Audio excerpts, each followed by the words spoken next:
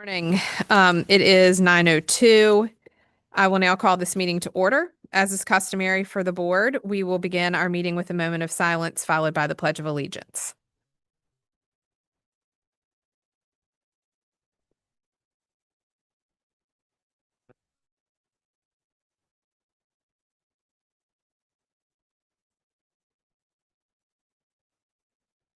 Okay.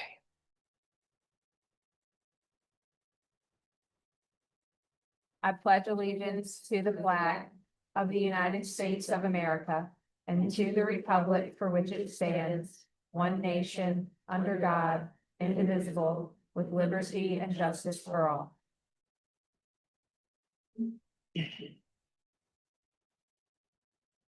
I'll note that I've approved the remote participation of Mr. Bill Hanson under the board's bylaws and 2.2-3708.3 B1 of the Code of Virginia because the member named has been given the opportunity to, the principal residence is more than 60 miles away from the meeting location, and because of a personal matter.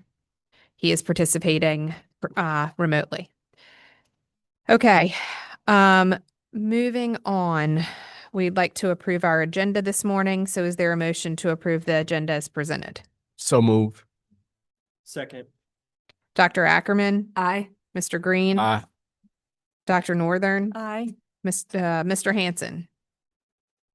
Can you hear me? Okay, Ms. McPherson? Aye. Ms. Kilgore? Aye. Ms. Ashton? Aye. Mr. Monk? Aye. And chair votes aye. Okay. Staff has presented the members of the board with the draft minutes before the meeting. Is there a motion to approve the minutes as presented to the board? So move. Second. Dr. Ackerman? Aye. Mr. Green? Aye. Dr. Northern? Mr. Hanson? Ms. McPherson? Ms. Kilgore? Aye. Ms. Ashton? Aye. Mr. Monk? Aye. And chair votes aye. As is customary with all of our board meetings, we appreciate being able to feature wonderful arts programs from across the Commonwealth by having students perform at our meetings. And I will now ask Ms. Ashton if she will provide us with an introduction of our guests. Ms. Ashton? I would be so excited to do that. Thank you, Chair. The Appomattox Regional Governor's School for Arts and Technology, ARGS, located in Petersburg, Virginia, serves 14 school divisions ranging from Amelia to Southern Hampton counties.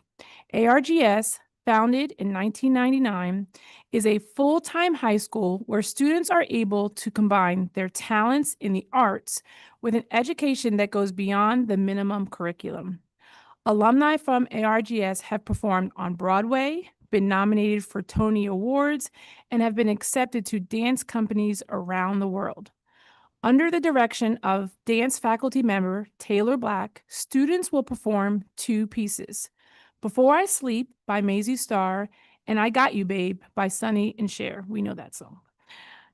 The first piece, a duet choreographed by Tallulah Shamel and Trinity Shank, will be performed by Tallulah and Shamel and Brian Hawkins. Is that right? Bryn, thank you for correcting. Bryn Hawkins.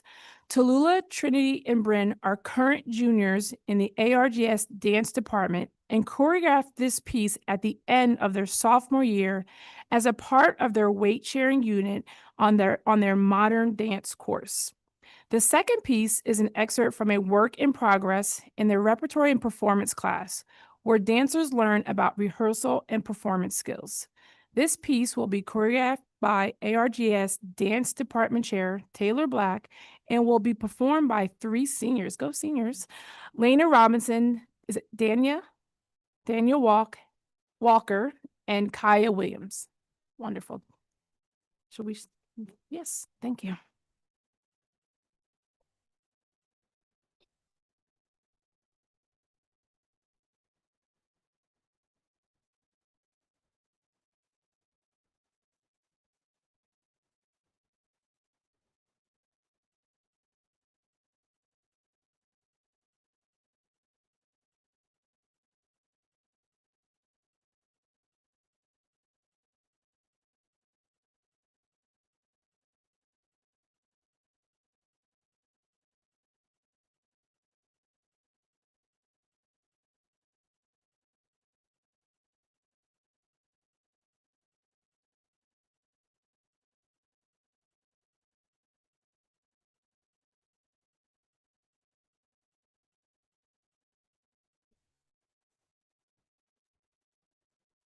That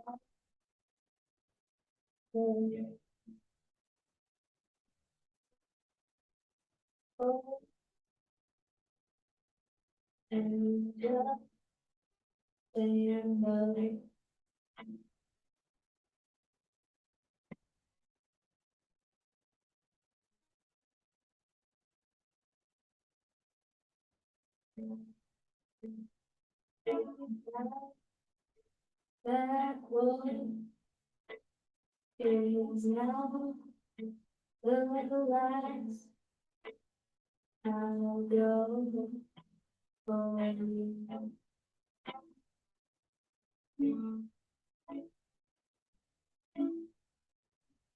In full while sleeping, I'll hate you.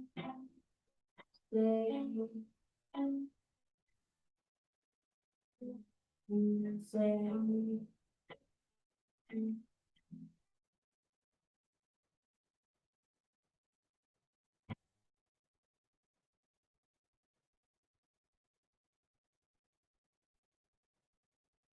don't stay to the end and wait my time. Just wait my time.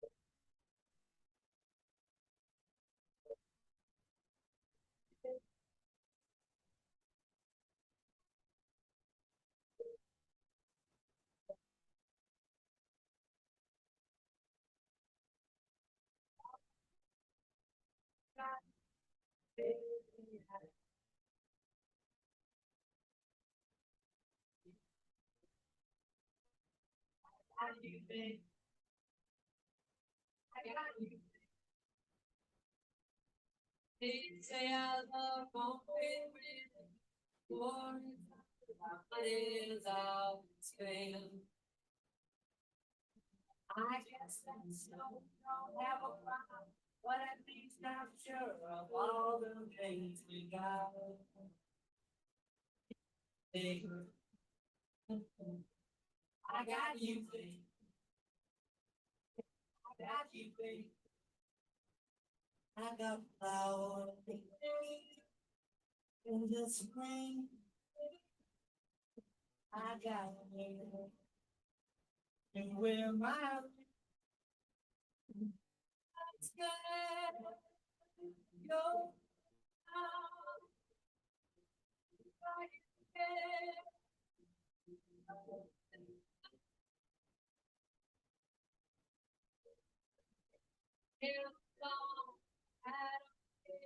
Do I am wrong? Then put your little hand in my hand. There ain't no ever mountain we can't climb. Hey. Hey. Got you.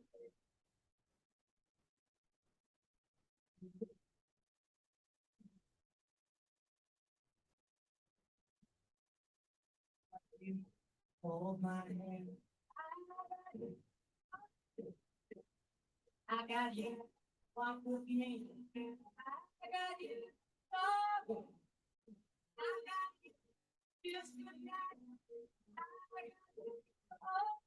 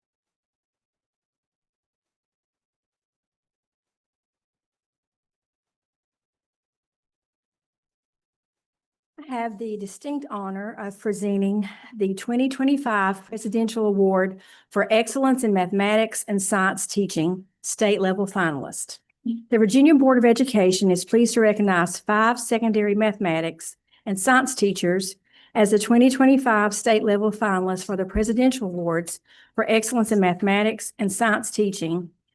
The PAEMST program, established in 1983, is administered by the National Science Foundation on behalf of the White House Office of Science and Technology.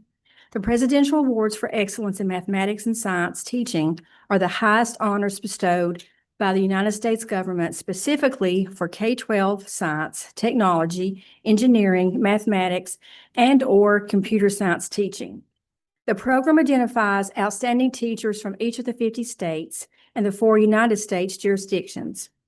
The award recognizes those teachers who have deep content knowledge of the subjects they teach and the ability to motivate and enable students to be successful in those areas. The awards alternate each year between elementary teachers in kindergarten through grade 6 and secondary teachers in grade 7 through 12. The PAEMST awardees serve as models for their colleagues and are leaders in the improvement of STEM education. We are honored to recognize the following teachers as the 2025 PAEMST state level finalists for the Commonwealth of Virginia. Mathematics finalist, Ms. Jennifer Feehan. Ms. Jennifer Feehan is a mathematics teacher at Fauquier High School and Fauquier County Public Schools. During her time at Fauquier High School, Ms. Feehan has taught many different mathematics classes, including Algebra 1, Geometry, AP, Calculus, BC, and multivariable calculus. She works hard to incorporate movement, activities, and communication into each one of her classes. Students routinely get up and do problems on whiteboards, go into the hallway for a gallery walk or scavenger hunt, or have group discussions about how to approach math problems. Ms. Feehan prides herself on creating an interactive classroom, noting that it's the best part of her classroom. Ms. Feehan is also engages in activities outside the classroom to improve her teaching and support her local community. She has recently finished her master's degree in education with focus on mathematics. Congratulations on that one. She found her classes to be valuable in helping her to use project-based assessments in the classroom effectively, access mathematical dialogue, and give meaningful summative assessments to students. Ms. Feehan also serves as a mentor for other students, helping them with classroom management and strategies to engage students. Ms. Feehan's peers recognized her outstanding contributions by nominating her for Teacher of the Year for the 2024-25 school year. The school's assistant principal, Ms. Colleen Robson, states that Ms. Feehan played a crucial role during the transition to virtual learning in the spring and fall of 2020 by helping her colleagues establish their online classrooms, demonstrating her commitment to the entire department. Furthermore, she noted that Ms. Feehan employs innovative teaching strategies to ensure that her students experience success. Ms. Feehan's passion for teaching is unparalleled, and her dedication to her craft is undeniably among the best I have supervised. So on behalf of the Board of Education, I recognize Ms. Jennifer Feehan from Fauquier High School for the 2025 Presidential Award for Excellence in Mathematics and Science Teaching as a mathematics state level finalist.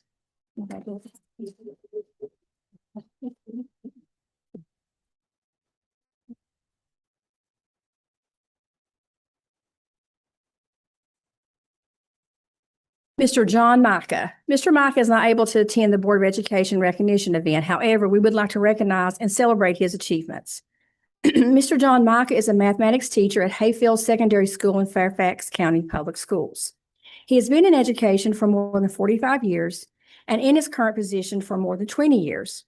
Mr. Micah uses a combination of storytelling, Socratic seminars, and whiteboards to engage his students in learning every day. In fact, he has had students tell him that they remembered a concept because of a story he shared in class. Mr. Micah is dedicated to supporting students beyond the school day. During the last 10 years, he has had the opportunity to be a reader for the AP Statistics exam, which he notes as being the best professional development opportunity he has experienced. Additionally, Mr. Micah typically stays after school for several hours each day, allowing time for students to come for help or to hang out. Mr. Micah uses his time to recruit students to enroll in mathematics classes. Since teaching in Fairfax County, he has proposed and been approved to add a non-AP probability and statistics and applied calculus courses at his school. Mr. Brian Oliver, the math department chairperson, states that Mr. Micah possesses an exceptional mastery of calculus and statistics. His deep understanding of the curriculum allows him to present complex concepts in ways that are accessible and engaging to students. Joseph Kearns, a former student and current colleague of Mr. Micah's, adds, beyond his work inside the classroom, Mr. Micah is deeply committed to helping students outside of school hours, whether providing additional support through office hours, sponsoring clubs, or simply offering advice to students who need guidance. He goes above and beyond to ensure that every student has the resources they need to succeed. And he will be receiving his certificate later. And now for our science finalist, Mr. Russell Coors. Mr. Russell Coors is a science teacher in Massanutten Regional Governor's School for the Integrated Environmental Science and Technology, a Virginia Academic Year Governor's School. Mr. Coors teaches dual-enrolled environmental science courses and serves as a faculty mentor for student research, fostering a program deeply rooted in collaboration, critical thinking, and real-world problem-solving. His classroom emphasizes interdisciplinary learning, where students engage in authentic projects such as sustainable building design, field research, and problem-based learning experiences that connect science with mathematics, English, and engineering. Beyond his classroom, Mr. Coors serves as a master teacher and a curriculum designer with the Virginia Space Grant Consortium, guiding students statewide in programs like the Virginia Aerospace Science and Technology Scholars and the Virginia Earth System Science Scholars, including summer academies at NASA Langley. His professional expertise is also recognized through his adjunct faculty role at Virginia Community College, contributions to statewide SOL test development, and extensive professional service with organizations such as the Virginia Association of Science Teachers, where he currently serves as president. Mr. Coors has been honored with numerous awards, including the Donna Sterling Exemplary Science Teacher Award, the National Association of Geoscience Teachers Outstanding Earth Science Teacher of Virginia, and the Eastern Section, and the Dorothy Stout Professional Development Award. His colleagues note his creativity, passion, and ability to inspire students, whether leading fieldwork, co-teaching interdisciplinary projects, or mentoring students in authentic research.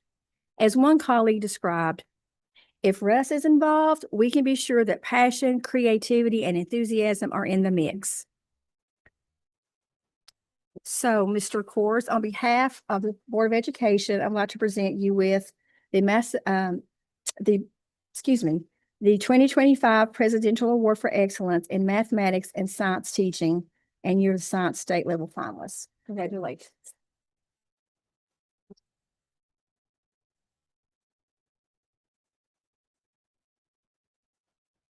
Next, we have Ms. Kirsten Salonga.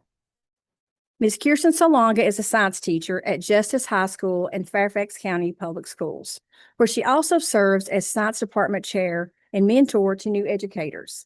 In her classroom, she teaches environmental science, multilingual learners in grades 9 through 12, designing lessons that emphasize hands-on inquiry, scaffolding, and collaboration. She is committed to teaching science as a process of drawing conclusions from evidence, creating innovative lab activities that are now used across her department and neighboring schools. Ms. Salonga's students engage in meaningful investigations of the properties of water, hydroponic systems, and environmental stewardship projects, with supports that ensure language learners can thrive and succeed in rigorous science learning. Ms. Salonga extends her impact far beyond her classroom. She has engaged in NSF-funded research experiences at Michigan State University's Kellogg Biological Station, where she contributed to genetics research on, I have to pronounce this word here, Arabidopsis. Learned a new word today, and co-developed data nuggets to present authentic research into classrooms nationwide. She has earned prestigious national recognition from the National Science Teachers Association and the National Geographic Society. Her leadership is evident in her department chair role, her mentoring colleagues, and her presentations at national conferences on multilingual science education. As her assistant principal describes, Ms. Salonga brings an unparalleled level of energy to everything she does, fostering a culture of collaboration and equity for both students and teachers. On behalf of the Board of Education, I present Kirsten Salonga of Justin High School, Fairfax County Public Schools, with the 2025 Presidential Award for Excellence in Mathematics and Science Teaching as a Science State Level finalist.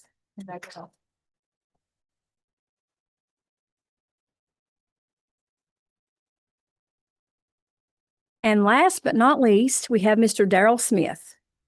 Mr. Darrell Smith is a seventh grade life science teacher at Alta Vista Combined School in Campbell County Public Schools. With more than 20 years of service, he has dedicated his career to inspiring students to see themselves as scientists. His classroom is built on inquiry, exploration, and critical thinking. Rather than relying on worksheets, students construct data tables, test hypotheses, and engage in meaningful science-centered conversations with their peers. Through labs, outdoor learning, and real-world applications, he engages students to ask questions, solve problems, and take ownership of their learning. Many of his students remember him as the best science teacher they ever had. Mr. Smith's instructional style emphasizes authentic learning and community connections. He creates interactive projects and field-based experiences that foster curiosity and make science relevant to students' lives. His collaborations with the James River Association and the Holiday Lake 4-H Center provide students with unique opportunities in an environmental science. He has also secured grants such as the National Park Service Get Outside Grant and the Keystone Grant to enhance outdoor education, giving his students immersive experiences in nature. His ability to spark interest reaches even reluctant learners, with his principal noting that it is not uncommon to see him after school working with Tier 3 students who once had a little interest in science. Beyond the classroom, Mr. Smith has been Science Department Chair since 2018, leading curriculum development, mentoring colleagues, and facilitating professional learning. He is also a standout track and cross-country coach, inducted into the Alta Vista Hall of Fame for his achievements. His leadership, both in academics and athletics, reflects his dedication to developing students' minds and character. As his principal stated, anyone who spends time in his classroom will see the gift that he uses every day.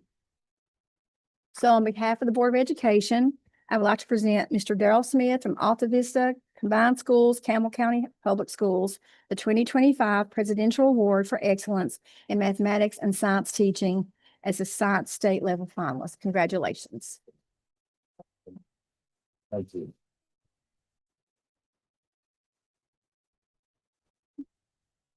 Thank you all. And before I move to our next presentation, I just want to say we are so thankful for all of you who not only serve as role models for your students, but more importantly, serve as role models for your colleagues, serve as mentors for your colleagues, and then also shine a beacon of light for the profession within your communities. So we are so thankful for you, all of you, and the work that you do that is so tireless, and we recognize that. And so please just know how deeply we appreciate you and every single moment that you give to our profession and to the students of the Commonwealth. So thank you so much.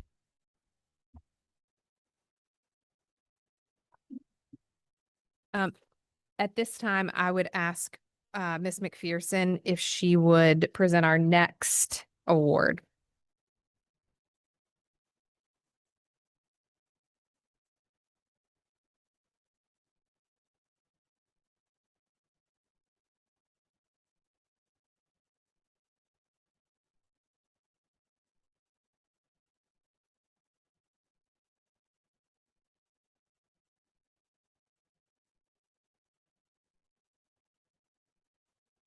Good morning, everyone. We have amazing staff members at the Virginia Department of Education, but today we want to highlight a few for the extraordinary work that they did in recognition of the Emmy Award-winning series, Virginia Roots, A Journey into Appalachian Music. So today we are honored to recognize an extraordinary collaboration that celebrates Virginia's cultural heritage and enriches our classrooms. Virginia Roots, a journey into Appalachian music.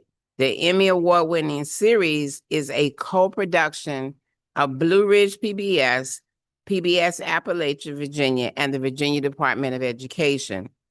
The series was awarded the Emmy for informational and instructional long-form content by the National Academy of Television Arts and Sciences, National Capital Chesapeake Bay Chapter, a prestigious recognition of its educational value and creative excellence. Virginia Roots was created to support music educators in integrating traditional Appalachian music into school curricula. The series includes 5 short videos that explore the history and culture behind the music, musicians, instruments, and playing techniques of old time and bluegrass traditions. Accompanying instructional materials available on the website Traditional Music and Arts YouTube. The Emmy-winning videos are shown there. The accompanying instructional materials are also available on the music instruction page of the Virginia Department of Education website, including the episode descriptions, discussion prompts, and alignment to the 2020 Music Standards of Learning. These resources were developed in collaboration with Virginia music educators. We would like to recognize these dedicated Virginia Department of Education staff members who contributed to this award-winning and Emmy award-winning project. First, Calypso Gilstrap, the Executive Director, Office of Innovation. Mr. Gilstrap, if you come forward. Oh, Miss Gilstrap, my apologies. Calypso. People call me Oh, that's Calypso. On behalf of the Virginia Board of Education, we present you with a certificate of recognition for the Emmy for informational and instructional long-form content by the National Academy of Television Arts and Sciences, National Chesapeake Bay Chapter, adopted in Richmond, Virginia, this 25th day of September in the year 2025. Thank you so much and congratulations. Thank you. Next, Kelly Bisagno. Oh, and they have their certificates and trophies. Oh, how nice. All right, we love it. They're gorgeous. Okay, so Ms. Bisagno, as a fine arts coordinator with the Virginia Department of Education, we present you with this certificate of recognition for your contribution to the Emmy for informational and instructional long-form content that was awarded by the National Academy of Television Arts and Sciences, the National Chesapeake Bay Chapter, adopted in Virginia this 25th day of September 2025. Thank you so much and congratulations. Well deserved. Sherry Hatton.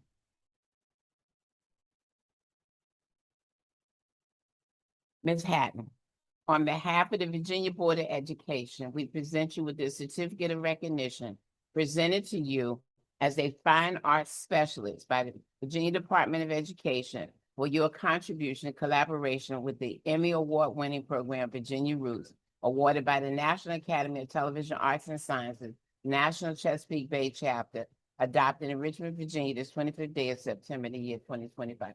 Thank you so much for your contributions as well. Congratulations.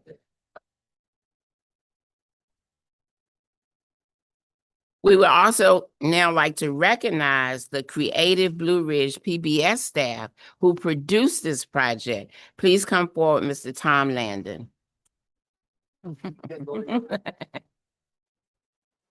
Oh, Mr. Landon, congratulations.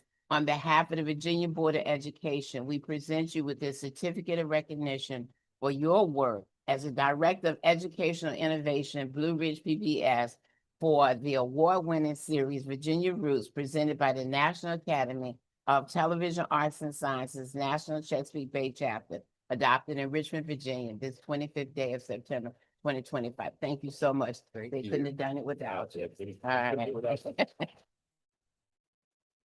Mr. Jay Prater.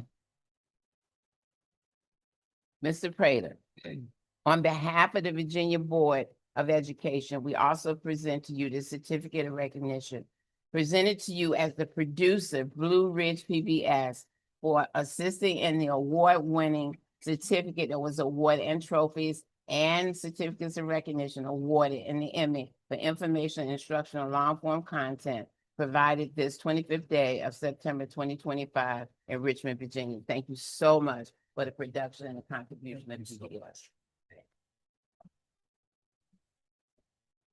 Thank you all.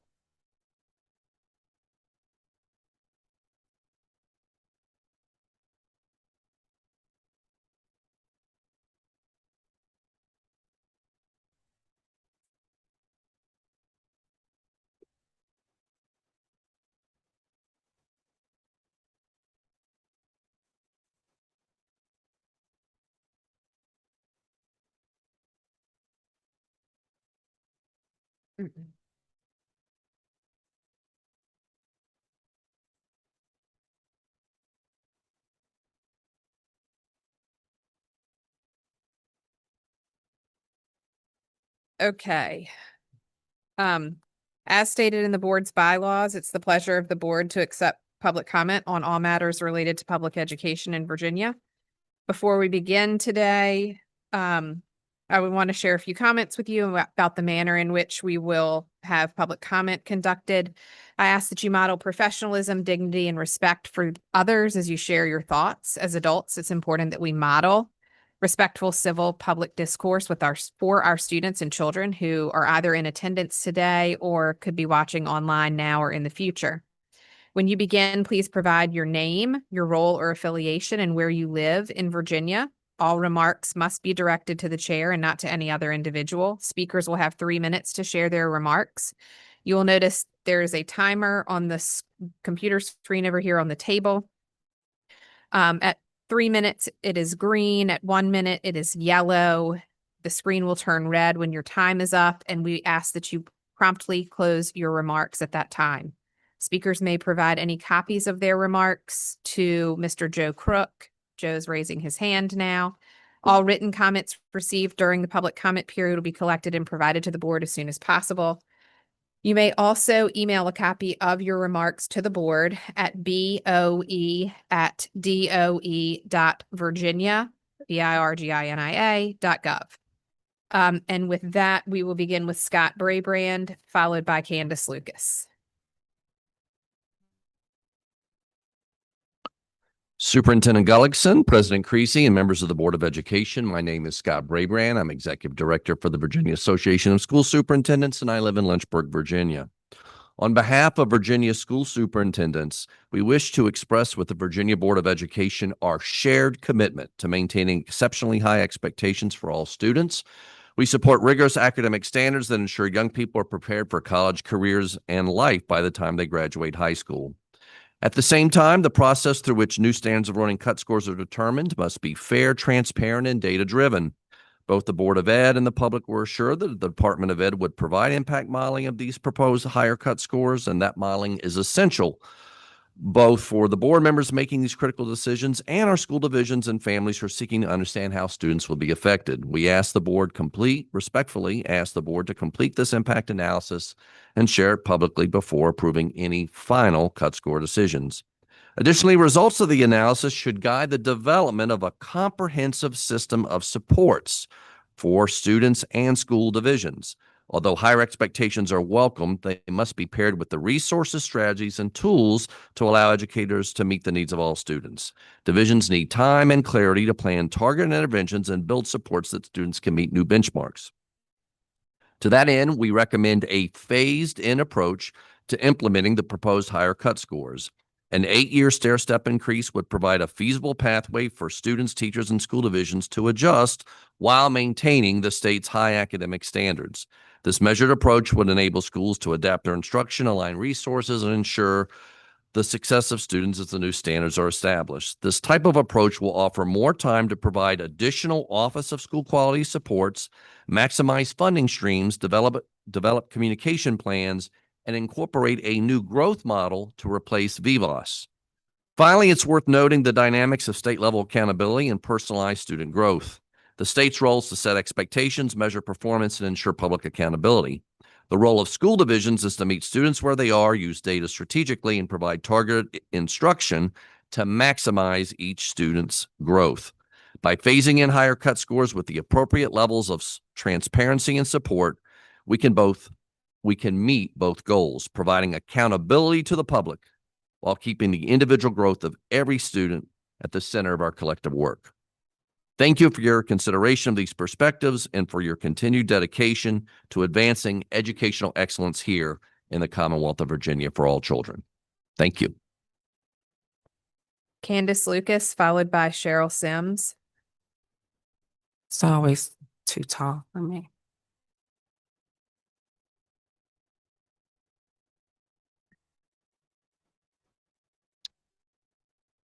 Good morning, board members. My name is Dr. Candace Lucas. I'm an activist as well as an individual who has come before you repeatedly to address the issues of inequity as it pertains to students with disabilities as well as students of color. Emily and Grace, I sent you guys an email yesterday because I was appalled at the fact that Emily would go and make a public comment about Charlie Kirk, stating anyone who would suggest the heinous murder of the father of 2 young children is acceptable should be disqualified from teaching and working with children again. And Emily, my question is, how can you stand up for Charlie Kirk and you're not standing up for Black children with disabilities in Virginia? No one's standing up for them. In my mind, I would say that anyone who commits violence against Black children and children with disabilities, denying them access to a free and appropriate education, should be disqualified from teaching. In fact, that is what the code says.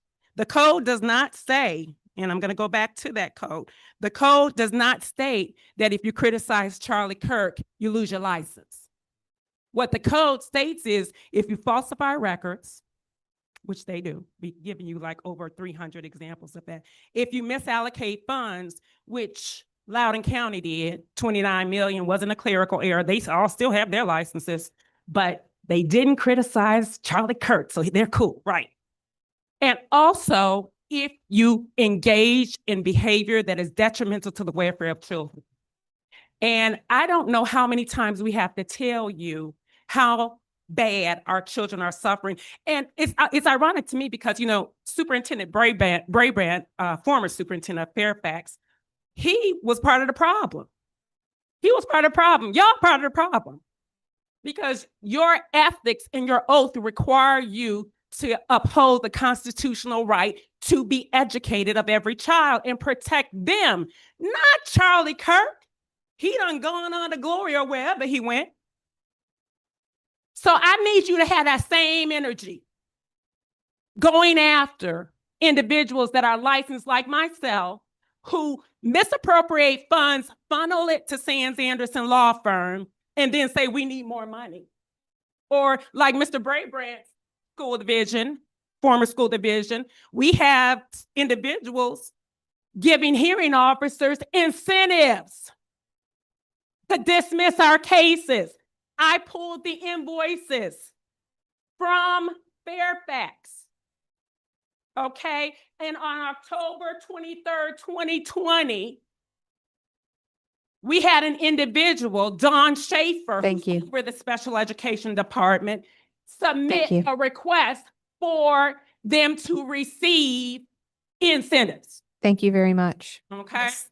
Don't do that. Cheryl Sims. Don't do that. Cheryl Sims, followed by Scott Fleming. You're not going- Cheryl Sims, followed by Scott Fleming. Cheryl Sims, followed by Scott Fleming.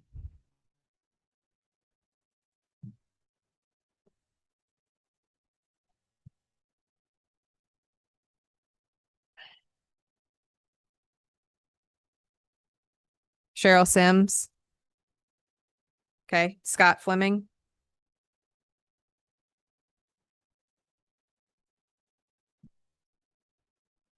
Scott Fleming, followed by Chris Jones. Good morning, members of the board, Madam Superintendent. Thank you for the opportunity to speak this morning. It is a great day in Virginia, isn't it? we have a remarkable opportunity as a state to continue to hold high expectations for all of our students. As many of you know, last year, the state was recognized as being #1 for education, which contributed to our status as being #1 for business.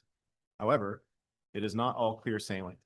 Over the last 4 years, we have seen remedial or developmental education, that is now called, grow by 23% since 2000. There are more students in remedial or developmental education now than there were in the year 2000. In 1 year, developmental education rates have grown by 12%.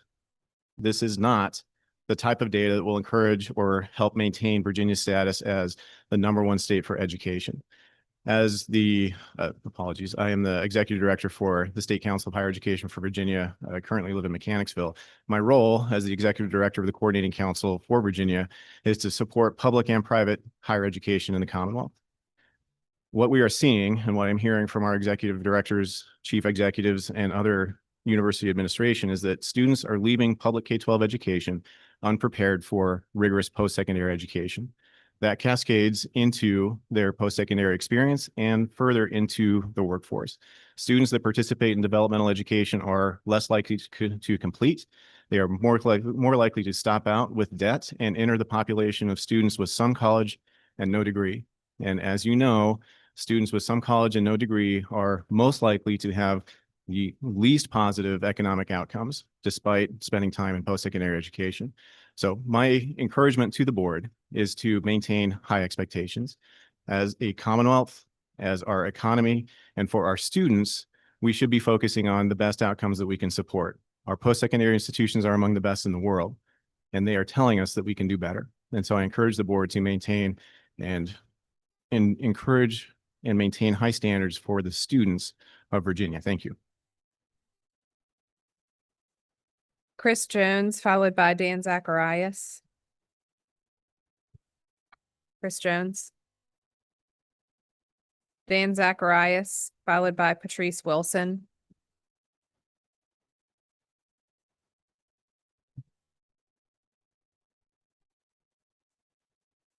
Thank you, Madam President, members of the board. I'm Dan Zacharias. I'm Executive Director of the Old Dominion Association of Church Schools. And I'm presenting some data to you that I have presented before, but I thought this would be a good opportunity to do it again because we have some new board members who've not been able to hear or probably had this data presented to them. Our church-run daycares and preschools operate with a religious exemption from child care licensure. With that exemption, despite the exemption, they still come under DOE purview for safety inspections. And for many years, we have been criticized without data as being unsafe by default simply because we're not licensed. And we are working hard to counter that argument with actual data. The first sheet that I presented to you comes, it mines through data from the Department of Social Services. They collect data on submitted, suspected cases of child abuse and founded cases of child abuse throughout the Commonwealth. And they aggregate that data very specifically by location, by the type of setting, including licensed child care and religiously exempt child care, and whether the cases were founded or unfounded. In a recent 3-year period from their fiscal year 21 to 24, in licensed child care settings in Virginia, there were 175 founded cases of child abuse that occurred, 175. In the same 3-year period, in religiously exempt centers, there were 8, 175 to 8. Also troubling was that from the first of those 3 years to the third, the number of founded cases in the licensed centers doubled from 35 to 70. Now, if you scale that for enrollment, what about the enrollment factor? That's a fair question. You still, with the kindest data we can find, come up with a 4-to-1 ratio. Our centers, the children in our centers are at least 4 times safer, possibly as much as 5 or 6. Now, we're not saying that license centers are unsafe. We're just saying that we're safer. And in a sane world, the Department of Ed would come to us and say, what makes the difference? I think that's a question that needs to be asked. Instead, we're getting a lot of overreach from licensing inspectors. So thank you for taking time to listen to this, our concerns, and for examining that data. I appreciate your time. Patrice Wilson, followed by Freddie Bird.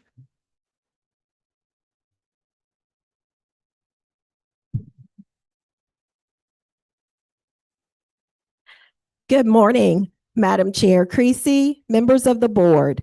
My name is Dr. Patrice Wilson, and I serve as the proud principal of Bensley Elementary School in Chesterfield County, Virginia.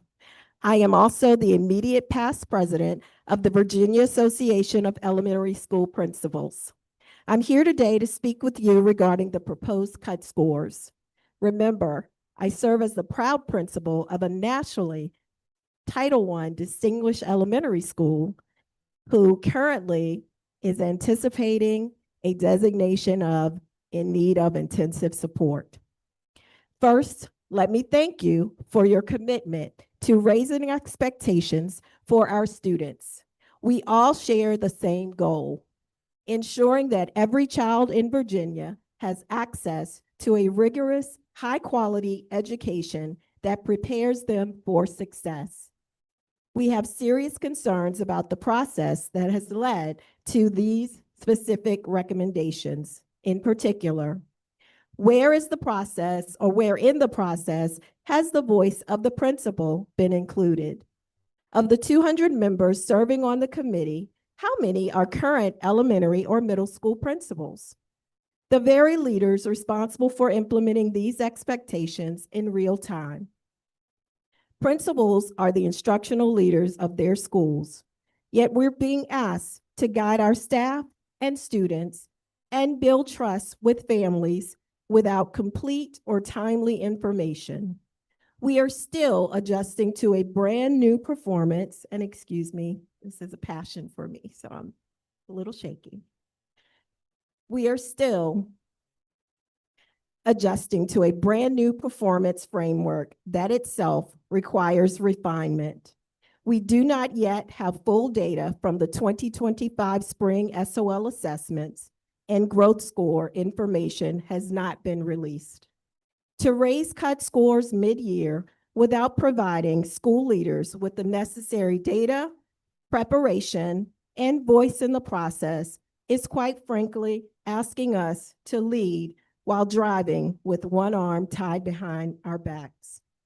On behalf of principals across the Commonwealth, I respectfully urge this board to pause and reconsider the timing and process of these changes. Give us the tools, the information, and the seat at the table we need in order to successfully lead our schools through this important work. Thank you for your time and for your continued commitment to Virginia students. Thank you. Freddie Bird, followed by LaWanda Travis. First, giving honor to God and thanking you all for the opportunity to come be before the board this morning.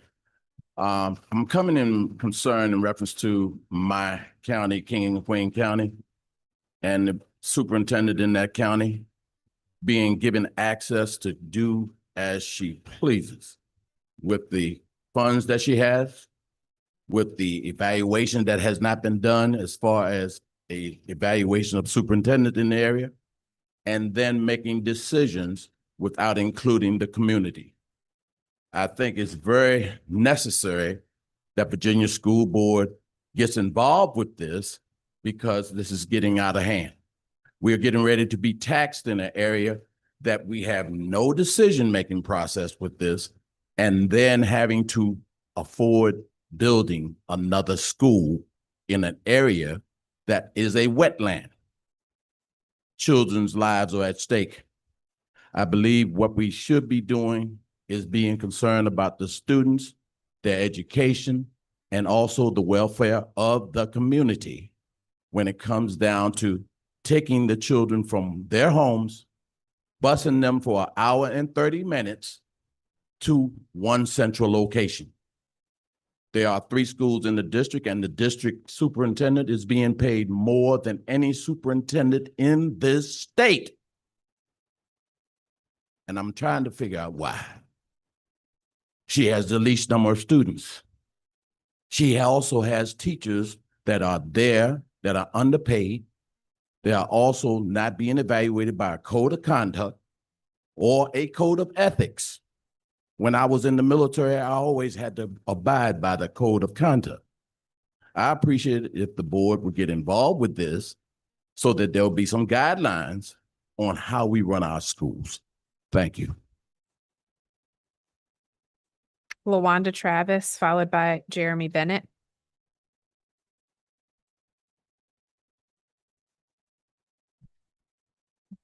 Good morning, Madam Chair and Board. Thank you again for allowing us to come out here. Again, I'm here on behalf of King and Queen County's communities, concerned citizens. We did have our school board meeting last night, and there were some more concerns that were brought up. And again, I always come to you asking for accountability, transparency, and the safety of our children. I was more shaken this week than anything when, unfortunately, we had a bomb threat to the area. There are only 3 schools in the district, however, 2 were closed and 1 was open. And my concern as a public servant as well as a military member is if you're going to close the district, you close all schools. Because if there was a threat to the school, why would you leave 1 open if there was a bomb threat for somebody to eventually take our children and our teachers out? Safety is a big concern, as well as the equality in the education for these students. I'm a product of King and Queen County. I have 5 children, all who have graduated from either Ivy League or HBCUs that are currently serving in the government and other roles. I have students that I've actually teach and coached from King and Queen County that I'm happy to say, one of them left out of here early. She didn't recognize me, but she left out here earlier dancing. And then there was the young lady, she's not a student of mine, but she didn't realize who I was, for the academy here. And that is what we are looking for all students and as well as adults to be able to do with their life, to show their progression and what they have achieved.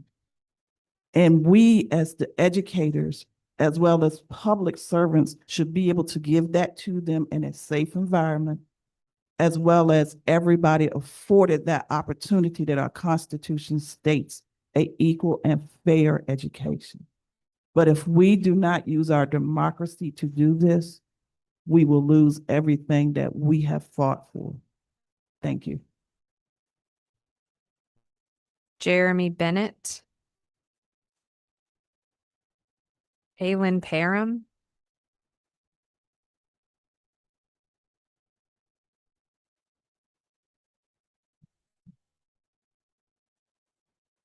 Good morning, members of the board. My name is actually pronounced Aylin Parham, and I currently teach AP African American Studies, along with World History 2 and World Geography, and I serve as a proud member of the Virginia Education Association and live in Newport News, Virginia. I'm here today because I believe in high standards and accountability, and I know firsthand how clear expectations can motivate students to excel. In my classroom, I don't suddenly change the grading scale after students have already turned in their essays. We set the bar early.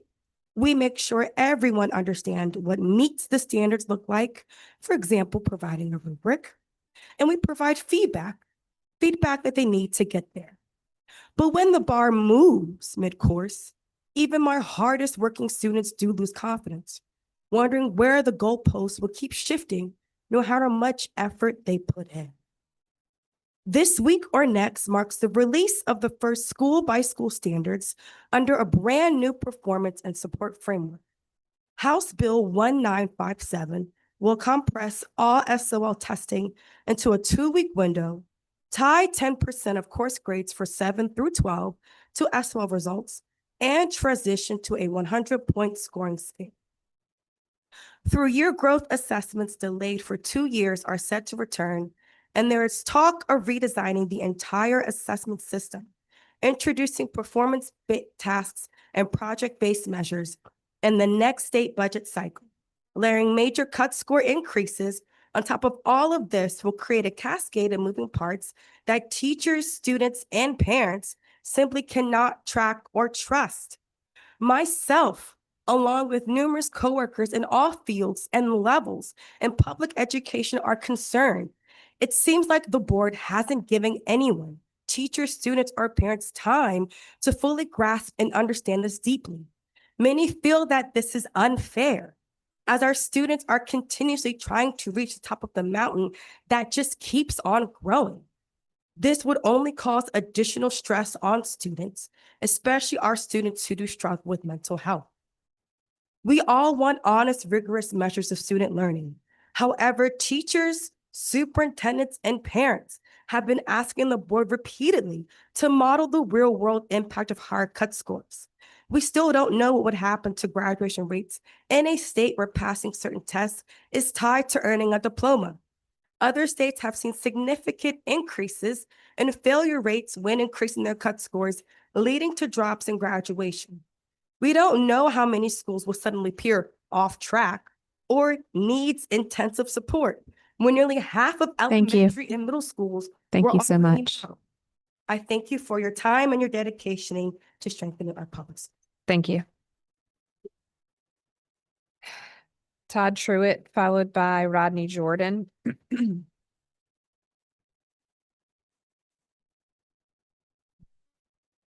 Good morning, Superintendent Gullickson and board members. My name is Todd Truitt, and I'm a parent of 2 public school students in Arlington.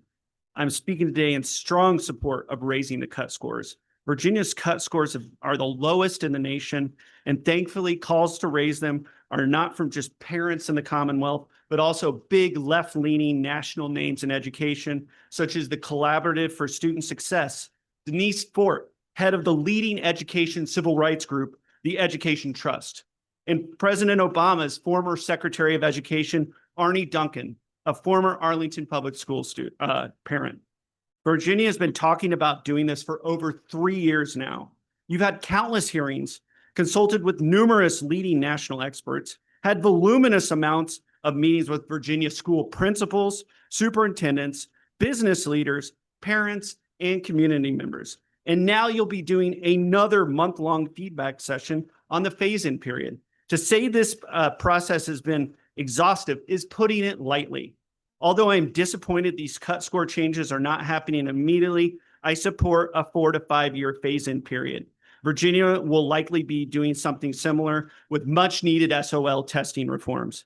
Senator Schuyler Van Valkenburg in the last legislative session, speaking in support of his SOL testing reform bill, talked about the need there for a similar phase-in period, stating, quote, "When we move fast, we break things," end quote, in testing. It's likely those SOL testing reforms will phase in at the same time as these cut score changes completely phase in. Most importantly, raising the cut scores to NAEP proficient will be a significant improvement for notifying parents as to whether their children are on the path to college. NAEP proficient has been generally shown to mean a child is college ready. If a child is not hitting that metric, many parents will want to talk to their teachers to see how they can help their children. With the current cut scores, parents often have no idea. Virginia parents deserve the same actionable information about their children's academic performance on SOLs as parents in Maryland, Massachusetts, Colorado, and numerous other states. For instance, for the 2024 NAEP math, Virginia had a slightly higher percentage of kids performing at proficient than Maryland, but the state standardized test results tell a completely different story. For the 24-25 school year, Maryland's statewide proficient rate on its math standardized test was 26.5%, while Virginia's rate on its math SOL was 72%. Let's make it happen for Virginia families and communities. Thank you. Rodney Jordan, followed by Rachel O'Brien.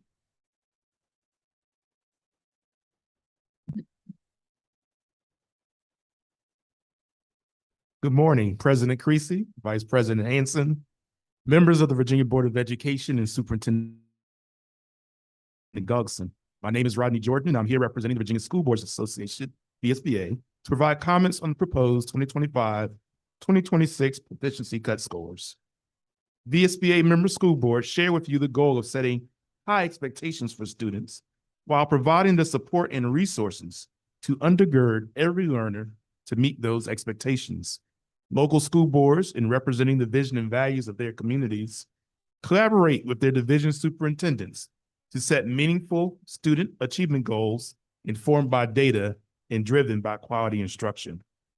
Previously, we joined with others requesting that extensive modeling of student performance impacts, as well as transparency around the impact of the new cut scores on state budget funding streams tied to SOL outcomes, graduation rates, and the new performance and support framework.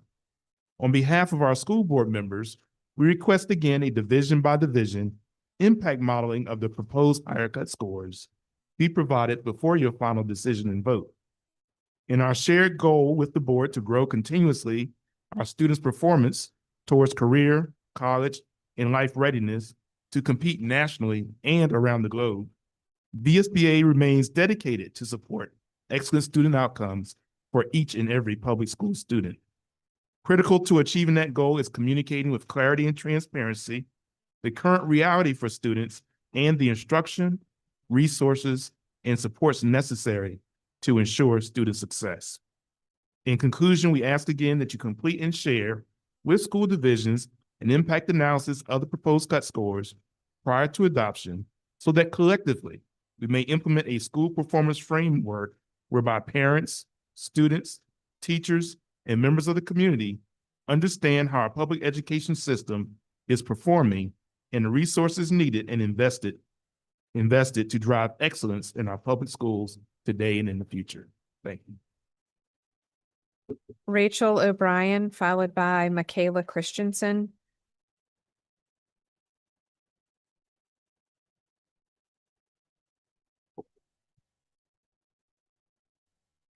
Madam Chair, members of the board, Superintendent Gullickson.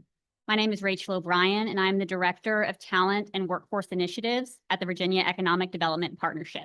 I reside here in Richmond, Virginia. VEDP understands the importance of the workforce for economic development. Virginia's greatest asset is its people, and we are committed to positioning the Commonwealth as America's top state for talent as a core goal of Virginia's economic development strategy. To accomplish this goal, we need to attract and retain talent, align education to employer needs, including and especially the development of the right skills and knowledge, and reduce barriers to employment, including workplace readiness. This work should start with early childhood education and continue through the K-12 system, providing clear guideposts that support long-term workforce development. A strong education system lays the foundation for a strong economy. That's why CNBC's top state for business rankings include K-12 education as a key metric. Virginia's #1 ranking in education is a selling point when recruiting businesses to the Commonwealth and encouraging existing business to expand here. Employers want to know that Virginia can deliver the skilled workforce they need today and in the future. The Virginia Office of Education Economics, a division of VEDP, exemplifies the Commonwealth's commitment to aligning education with employer needs. VOE data and analyses help identify the degrees, credentials, and skills that students need to successfully transition from the classroom to the workplace. According to VOE's analysis of job postings data, communication and problem solving are among the most sought after skills by employers. These competencies, alongside others critical to workplace success, are taught across subject areas and throughout a student's educational experience beginning in kindergarten. What students learn during primary and secondary school is fundamental to their future employability. Each stage of education lays the groundwork for the next, allowing students to master higher level skills over time and preparing them for a successful transition to career or college upon high school graduation. To position Virginia as a top state for talent, the Commonwealth must cultivate talent starting in elementary school and continuing through middle school and high school. A robust, future-ready K-12 system is essential to prepare today's students for the jobs of tomorrow. This is vital for individual opportunity, and it is a strategic imperative for Virginia's economic growth and competitiveness. Thank you. Thank you. Michaela Christensen, followed by Yanis Rookwood Jackson.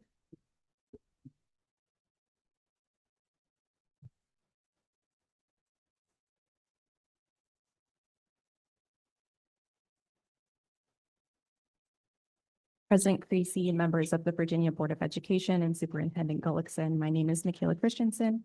I serve as the coordinator for dual enrollment with the Virginia Community College System, and I currently live in Prince George. VCCS partners with school divisions statewide to provide more than 55,000 high school students with dual enrollment across the Commonwealth. In concert with the Virginia Department of Education, we have successfully implemented the most recent college and career-ready legislation to bring dual enrollment to even more high school students across the Commonwealth at no cost to them or their families. BCCS is very committed to this partnership as we work to collectively ensure that all of our high school students have either secured employment, enlisted in the armed forces, or identified their educational path that has included earning college credits prior to their graduation. We come before you today in support of the work that VDOE is currently doing to build trust between schools, parents, and students. Thank you for the opportunity to speak before you this morning. Thank you. Yanis Rookwood Johnson, followed by Amy Beaumont. Hi, good morning, Madam Chair and members of the board. My name is Janice Rookwood Jackson, and I am the mother of two children with disabilities, Zurich Jackson Jr., a ninth grader, and Amina Jackson, a seventh grader. I stand before you today because House Bill 2606 carries devastating risks for families like mine. It allows hearing officers to dismiss complaints they label as repetitive and vexatious. On paper, this sounds like a safeguard. However, in practice, it risks closing the courthouse doors on families fighting for their children's education. Allow me to share what this means in real life, which is my life currently. In 2023, Colonial Heights Public Schools admitted that they could not educate my son, Zara. Within 5 months after advocacy, he was placed at North Star Academy by Colonial Heights Public School expense under private day placement with transportation provided to and from. He went from straight Fs due to Colonial Heights Public Schools actions that when he left to go to North Star Academy, he is now a straight A scholar student with an advanced diploma on track to pursue a triple major in college, robotics, coding, drones, and electrical engineering. 2 weeks into his 9th grade high school year with North Star Academy, tragedy struck. How? Well, I asked a simple question in reference to changing his schedule. And I wanted to know about an investigation into a teacher misconduct from the prior year that was never divulged to me. He was made to stand up in front of class, in front of his classmates and peers for a solid 10 minutes because he dozed off in class. So please tell me, I know there's been other people that have dozed off in class before. However, instead of the meeting of professional minds or staff and faculty, there was genuinely no interest in my son's or daughter's educational growth.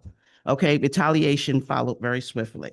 Okay, the HB 2606 bill would label me repetitive for filing complaints to protect him, when in truth, I am fighting for his future, his advanced diploma, and his college career. My daughter, a seventh grader, is just as troubling. She has a 6-year reading gap, a seventh grader reading on the first grade level. And you'd like to know, how is this possible?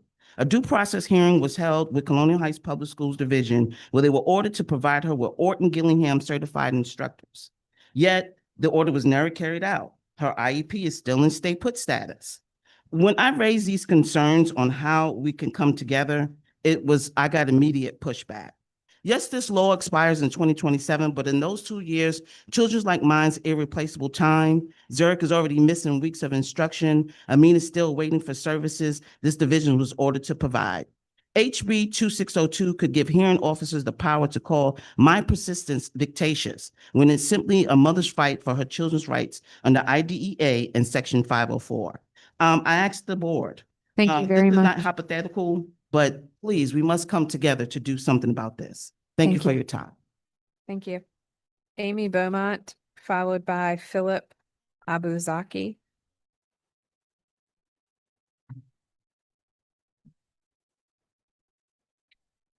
Good morning, President Creasy, Vice President Hanson, board members, and Superintendent colleagues. My name is Amy Beaumont, and I'm a parent in Arlington County, where I have served on APS's Math Advisory Committee for 12 years. I speak today in support of the proposed changes to the SOL cut scores. Together with the prior release of more rigorous math and reading standards and a more transparent accountability framework, these proposed changes in the cut scores will ensure that Virginia better prepares our students to succeed in any life pathway they choose. The foremost responsibility of Virginia schools is to graduate students who are both literate and numerate. To do that, we have to set high expectations and transparently report student progress to families. Regrettably, Virginia is not doing that. Virginia has the unfortunate distinction of having the lowest cut scores on its fourth grade reading and math standardized exams of any state in the nation, and is tied for the lowest eighth grade reading and writing. Low cut scores and inflated pass rates give parents a false sense about how well their child is doing. Too often, parents may not realize their child is missing foundational skills until further down the road when they struggle in higher level classes. For example, many kids who struggle in algebra are not falling down on algebra itself, but rather are suffering from a lack of fact fluency that impedes their ability to fact think. It is difficult to make up foundational gaps at that late stage. The better approach is to provide an honest accounting to families on an ongoing basis of their children's strengths and weaknesses. That is what the proposed increase in cut scores will do. Armed with this knowledge, families can work with schools to remedy gaps much sooner, which will set students up for success in future courses and allow them to emerge from high school ready for a career in life. I had the privilege of participating in the June Cut Score Committee meetings for math, and I want to commend the Department of Education for the thorough and thoughtful work that has gone into developing these new cut scores. I was particularly impressed by the rigor of the evaluative process, the depth of knowledge shared by veteran teachers and administrators, and the valuable insights offered by community members. This well-managed and robust process gives confidence that the proposed cut scores will enhance the Virginia education. Thank you.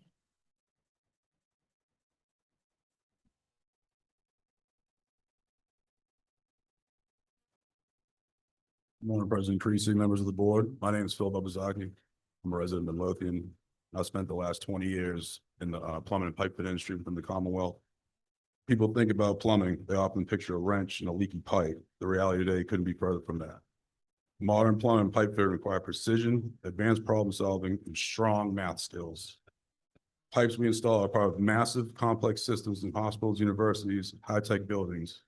Our teams utilize 3D modeling software, read technical blueprints, and make calculations that require algebra, geometry, and trigonometry. That's why I'm here to support raising proficiency expectations for our students.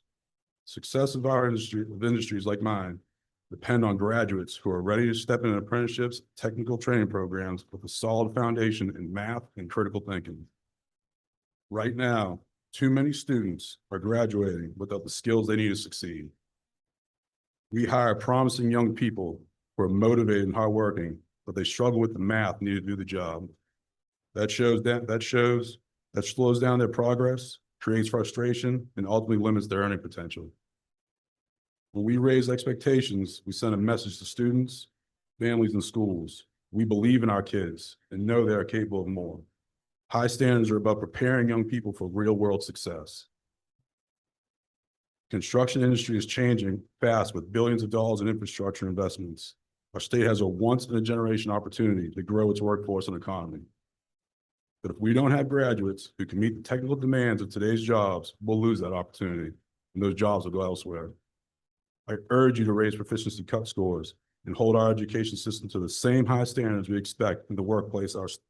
Our students and our industries deserve nothing less. Thank you for your time and the work you do with our kids and help our state's future. Thank you. At this time, are there any other persons present who wish to speak? Please make sure that when you come to the microphone, you let us know your name and your affiliation, where you live in Virginia.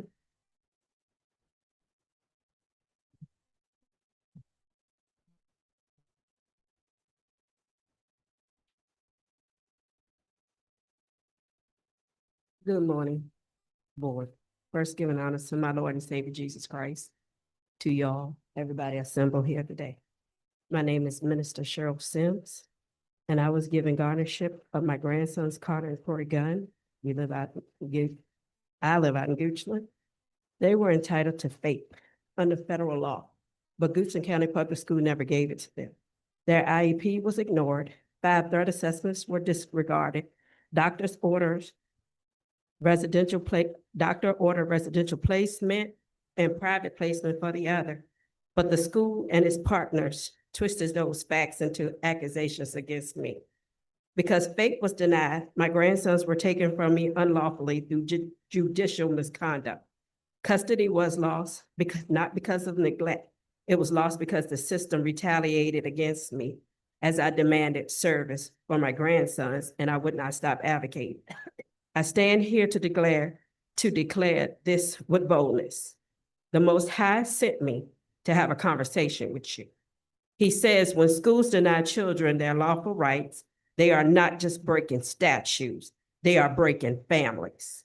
And if you're a person that believes in God and you read the Bible, it says if you offend one of God's little ones, you may as well tie a millstone around your neck and drown yourself in this sea. I urge the Virginia Department of Education, hold Goochland County Public Schools accountable. Ensure no more children are robbed of faith, especially children with disabilities and are traumatized. My grandchildren witnessed their mother's murder and was abused. We shouldn't be going through this.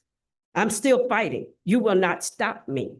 Goochland County will not stop me. Powhatan County will not stop me. Henrico County will not stop me. Spotsylvania will not stop me because the Most High sent me as an ambassador to advocate for my grandkids. I love them with everything I got. I got 13 of them. And guess what? I advocate for all 13. And I advocate for anybody else child that needs me too.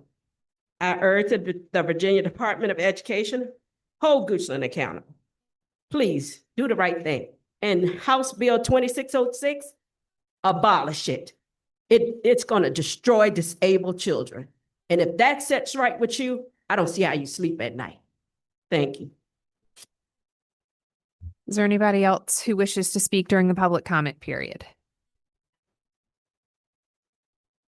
If not, I'm going to close the public comment period and we will move on to the next section of our agenda. Okay. So we're moving on to our consent agenda. Is there a motion to waive first review and approve the items on the consent agenda today? So moved. Second.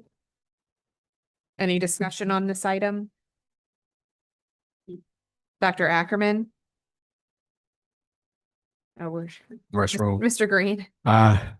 Dr. Northern? Aye. Mr. Hanson? Aye.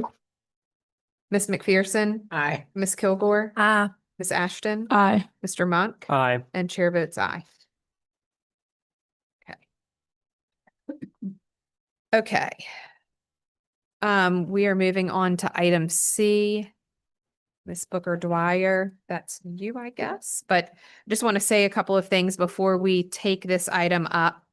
Obviously today we have the opportunity to take a very crucial step toward supporting the future of our students and for the support of future students coming into schools in the Commonwealth.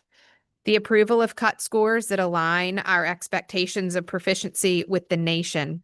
This is not just a technical adjustment. It is a commitment to ensuring every student is truly prepared to experience success in college, career, and military pathways and life beyond the 4 walls of our school buildings. As a board, we have prioritized setting and helping every learner meet high expectations. We have raised expectations by revising standards of learning in mathematics in 2023 and in English in 2024. To measure whether students meet these higher expectations, SOL assessments and test questions in both mathematics and English were fully revised to align to the more rigorous academic standards. Our revised SOL assessments in reading and mathematics require higher order thinking and the integration of multiple skills. However, our current cut scores measure proficiency levels for mastery of 2016 mathematics, and 2017 English standards. We're measuring today's proficiency expectations using outdated benchmarks. Approving new cut scores are necessary to reflect proficiency expectations for mastery of our more rigorous 2023 mathematics and 2024 English standards. Higher expectations must be matched with increased support. Yesterday, we heard how the department is stepping up to strengthen support to superintendents, principals, assistant principals, teachers, families through flexible funding models, regional math and literacy networks, and communication toolkits. Raising expectations is good for our students and good for Virginia. It ensures that every graduate is equipped with the skills and knowledge needed to thrive after graduation, including the critical thinking and problem-solving skills to compete and succeed in the real world, many of the things that we heard through our public comments today.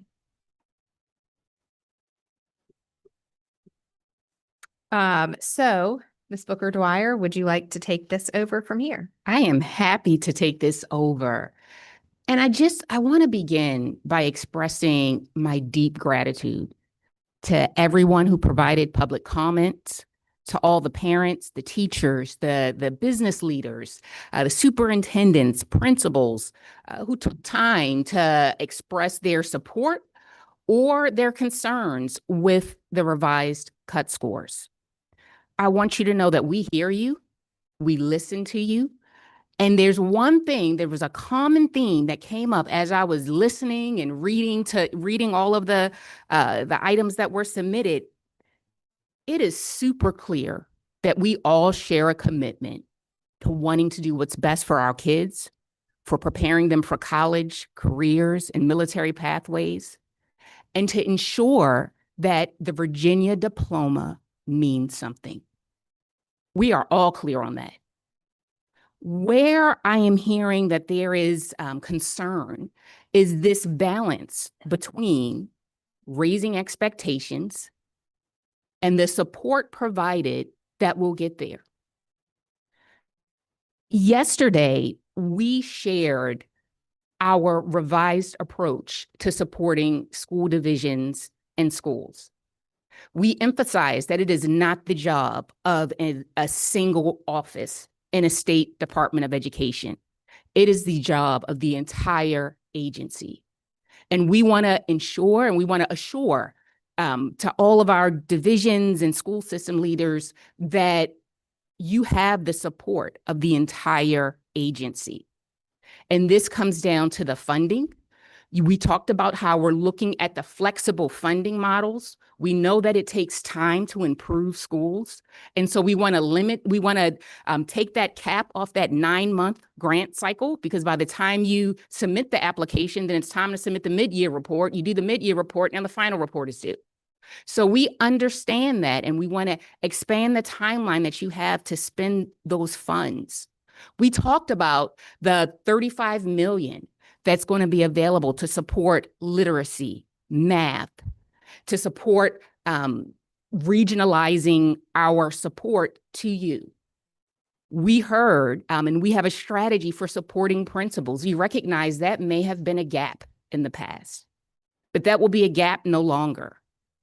And so we are committed to supporting you to reach those higher expectations. We know that time is needed. This is why we proposed a multi-year phased-in approach. But we have to keep moving while we're setting these high expectations. Because if we propose this phased-in approach and we say, okay, but we're not going to hold divisions accountable for these cut scores until 2029, well, how fast do you think people will move? How much do you think we will pivot what we're doing if the goalpost is set in 2029? Every year we have to make incremental progress toward the goals. That is just common in instruction. Teachers know that when you get your classroom of students and you see where they started, you are setting benchmarks for their growth so that by the end of the year, they're not ending where they started. And we applied that same model to this multi-year phased-in approach. We do not want to end where we started. We followed research-based practices. It was a valid and reliable process that was implemented. You had Mr. Ellis go through that in detail. I also want to speak to, we want to ensure that we hear the voice and we're including all stakeholders. And so I want Mr. Ellis to speak specifically to the public comment about principals not being included in the standard setting process. And Mr. Ellis, I'll call you up to discuss that. Good morning, everyone. So to address the topic of principals being engaged in the standard setting process, the application that was posted for all Virginia educators was just that. It was available for all Virginia educators. There weren't any limits on whether it could be a division superintendent or any teacher in a school building anywhere. So any application that came in was reviewed on the merits of that application, and that's how the selection process occurred. Historically, principals haven't been a part, at least not in significant numbers in past standard settings. Oftentimes, those standard settings happened in the fall of the year during the school year, a time where principals may not have wanted to be out of the building. However, with that said, we do have a significant number of our participants do come from central office, whether it's content specialist, instructional specialist. And at the building level, it's not just teachers, it's also the instructional coaches at the building level. So in the scope of all of our educator participants, it's not only teachers, and I don't say that demeaning to the teachers either. It's not only classroom teachers, it's also individuals from central office and other educators within the building. So, Mr. Ellis, what you're saying to us is that there was nothing that would have prevented principals from being a part of this process? Correct. The application was open to everyone. And there would have been nothing to prevent a superintendent or an assistant superintendent or anyone who is an educator in Virginia from being a part of the process? That is correct. Thank you. I also want to speak to impact data. Yesterday, we presented the statewide impact data in slides 12 and 13 of that proficiency cut score presentation. One of the things, and we listen to what superintendents have to say, and in going around and meeting with superintendents, and they requested from us for their accountability data, we want to see it first before you share it publicly. And so that's exactly what we're going to, so we want to follow that model. We have impact data by divisions, and we're going around the month of October to each division to share that impact data with them, to talk through strategies on the support that's needed. So that's why we're coming back to the board in October with for approval of the phase-in model, because we can make tweaks. We want to make sure we're doing what's right for the school divisions and honoring requests that they have made. And so if the request was made, do not share our data before we have had a chance to see it. We will honor that request. And you saw that yesterday when Mr. Jennings presented the timeline for the accountability data. We heard loud and clear that superintendents wanted more time to review their data. So we set the public release date of October 7th so that they could take time and engage and see their data. We want to do the same thing with these impact scores. We want to ensure that they have time to see it, to process it, and that we can collaboratively plan together. And so we are honoring what we heard. I have also, in reading the comments, there's concern over graduation. There's concern over accountability. So I'm going to call Mr. Jennings up to address those points. Good morning, everyone. Thank you, Deputy Superintendent Booker Dwyer. As I shared yesterday, graduation is a very complex issue, And that is because we provide so many pathways to ensure students have opportunities to graduate. It's not as simple as saying, raise the cut scores and now a child can't graduate, they failed their reading SOL. We can share with you how we have locally verified credits to give students opportunities. We have what's called a term graduate, where students are taking a test version to ensure they have multiple attempts, and we use proficiency cut score, the former proficiency cut scores. We talk about our students with special needs, how they have credit accommodations.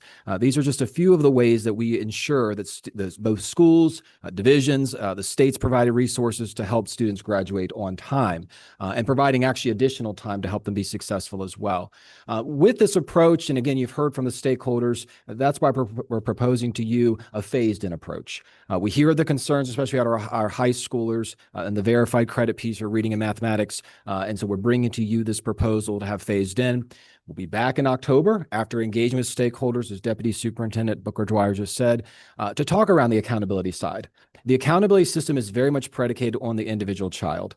And we heard great public comment earlier around growth. We want to see students succeed. We want to see a true indication of where they are. We want true measurement of their performance. We want to see them grow in that. We want to see students accelerate. And so we have a framework that gives students opportunities to do that. Students are recognized and awarded when they accelerate. And so we want to continue to honor that. And so as you look at an accountability system that is weighted and brings in all these factors, we want to engage with stakeholders to look and see with the moving pieces how they're affected.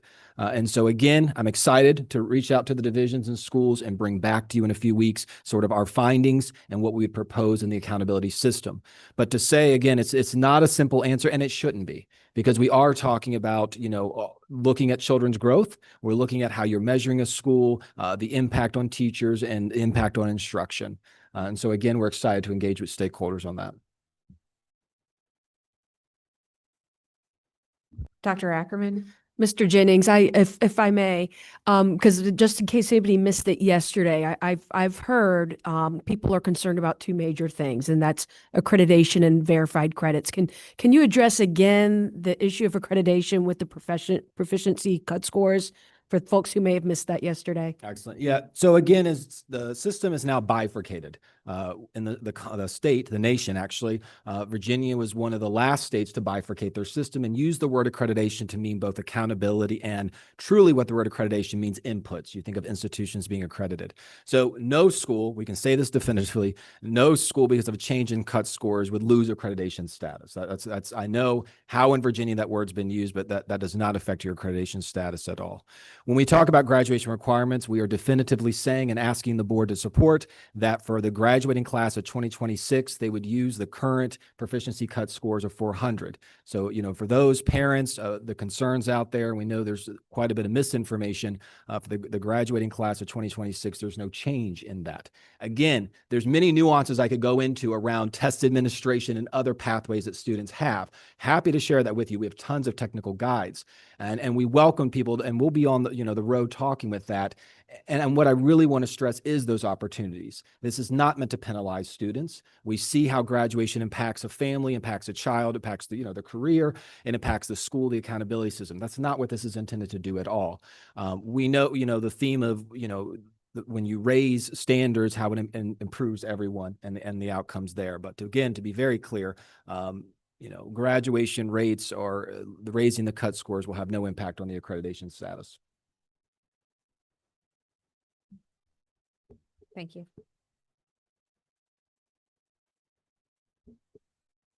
We are looking forward to continuing to engage with our stakeholders. We are not done yet, and we don't plan to be done anytime soon. This is going to be ongoing. Our support is going to be ongoing. Funding streams are going to be ongoing. We hope the General Assembly will keep it coming, because we want to do what's best for our kids. And I think we're all committed to that. And I'll open the floor for any questions. Any questions for Ms. Booker Dwyer? Okay. With that, what I'd like to remind everyone of is that the final policy implementation plan, including the multi-year phased-in approach of no less than 4 years, and accommodations for current high school students, will be presented for final action at the October 24 business meeting. You've heard staff talking about the road show they are getting ready to take on to seek additional input. But today I'm asking for a motion to approve the superintendent's recommended cut scores that are on the boilerplate, page 3. We've all seen these before. These were under first review last month. So again, I'm asking for a motion to approve the superintendent's recommendation of cut scores for reading and mathematics SOL tests. Throughout the month of October, the department again is going to continue to do those meetings with stakeholders, but today is, I'm asking for that motion to approve the cut scores for reading and mathematics SOL tests. So moved. Second. Any discussion here? Dr. Northern.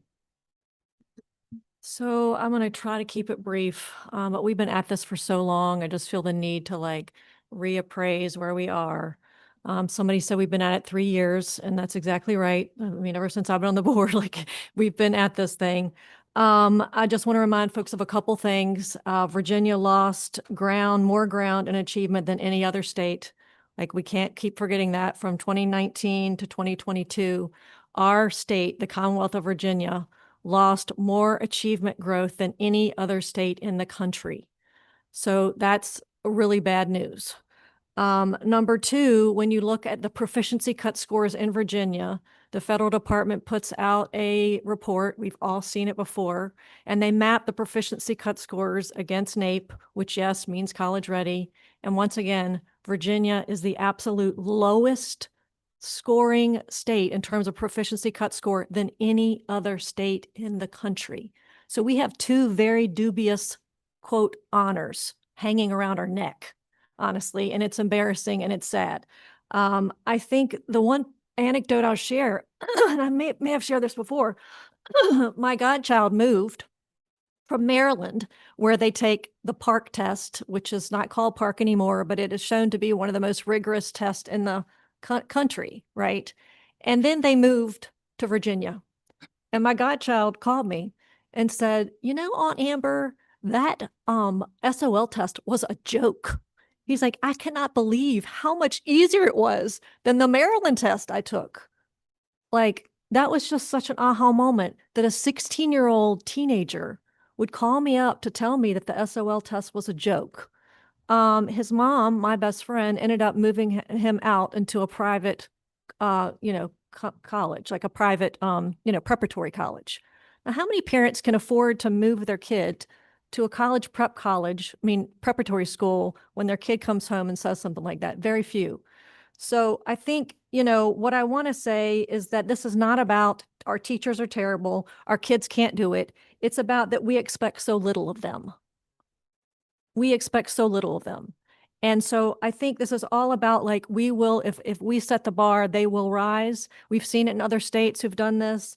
The phased in approach makes sense. I mean, from the very beginning, I was sort of out on a limb because many folks on this board weren't in for a phased in approach. And I was saying it years ago because I didn't think that it was fair, honestly, just to bump, because we got such a wide gap to get us there that I did think it was unfair. And I'm a former teacher. So I'm like, okay, that's a lot. And besides that, we need to hold ourselves accountable as a board and a state agency.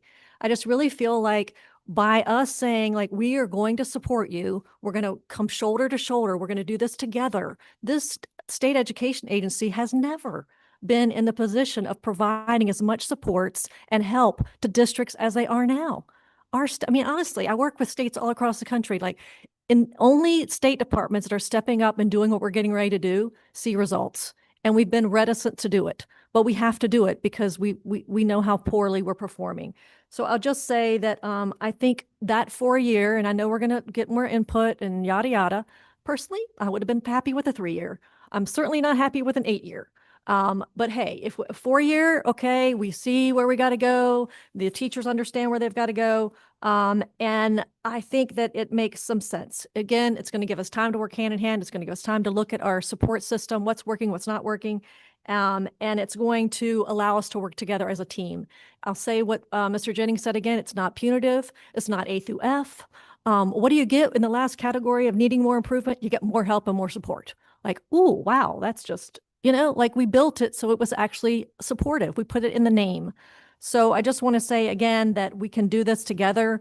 I feel like the division thing, we've already heard the divisions didn't want us publicly to come out and say where they were. So we're actually doing it in a way that they want us to do it. Let's do it. Like, let's meet with you one-on-one. Let's discuss, hey, here's where you need to move the needle. Here's what the data are showing and why this is coming out like it is. Here are the supports we're going to provide you. Like, that's all. Like, they want to have that as a private conversation, and I respect that before we slap it in the paper. Okay.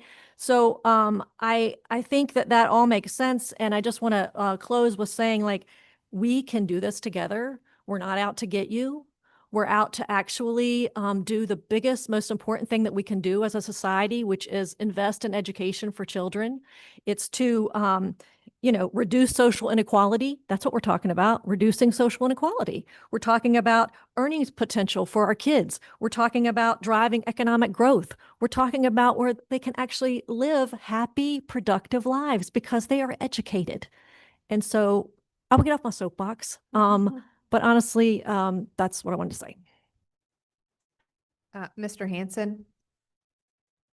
Madam President, I think actually just said about everything I was going to say, but I just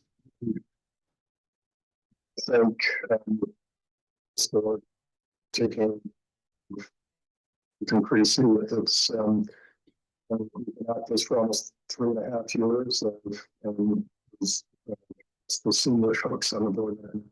This has not been a flash in the pan process, to say the least. We've been incredibly diligent, incredibly solicitous feedback across the Commonwealth and across the years. And so also just the superintendent and her team, just the expertise that they brought to this. And I think to build on comment to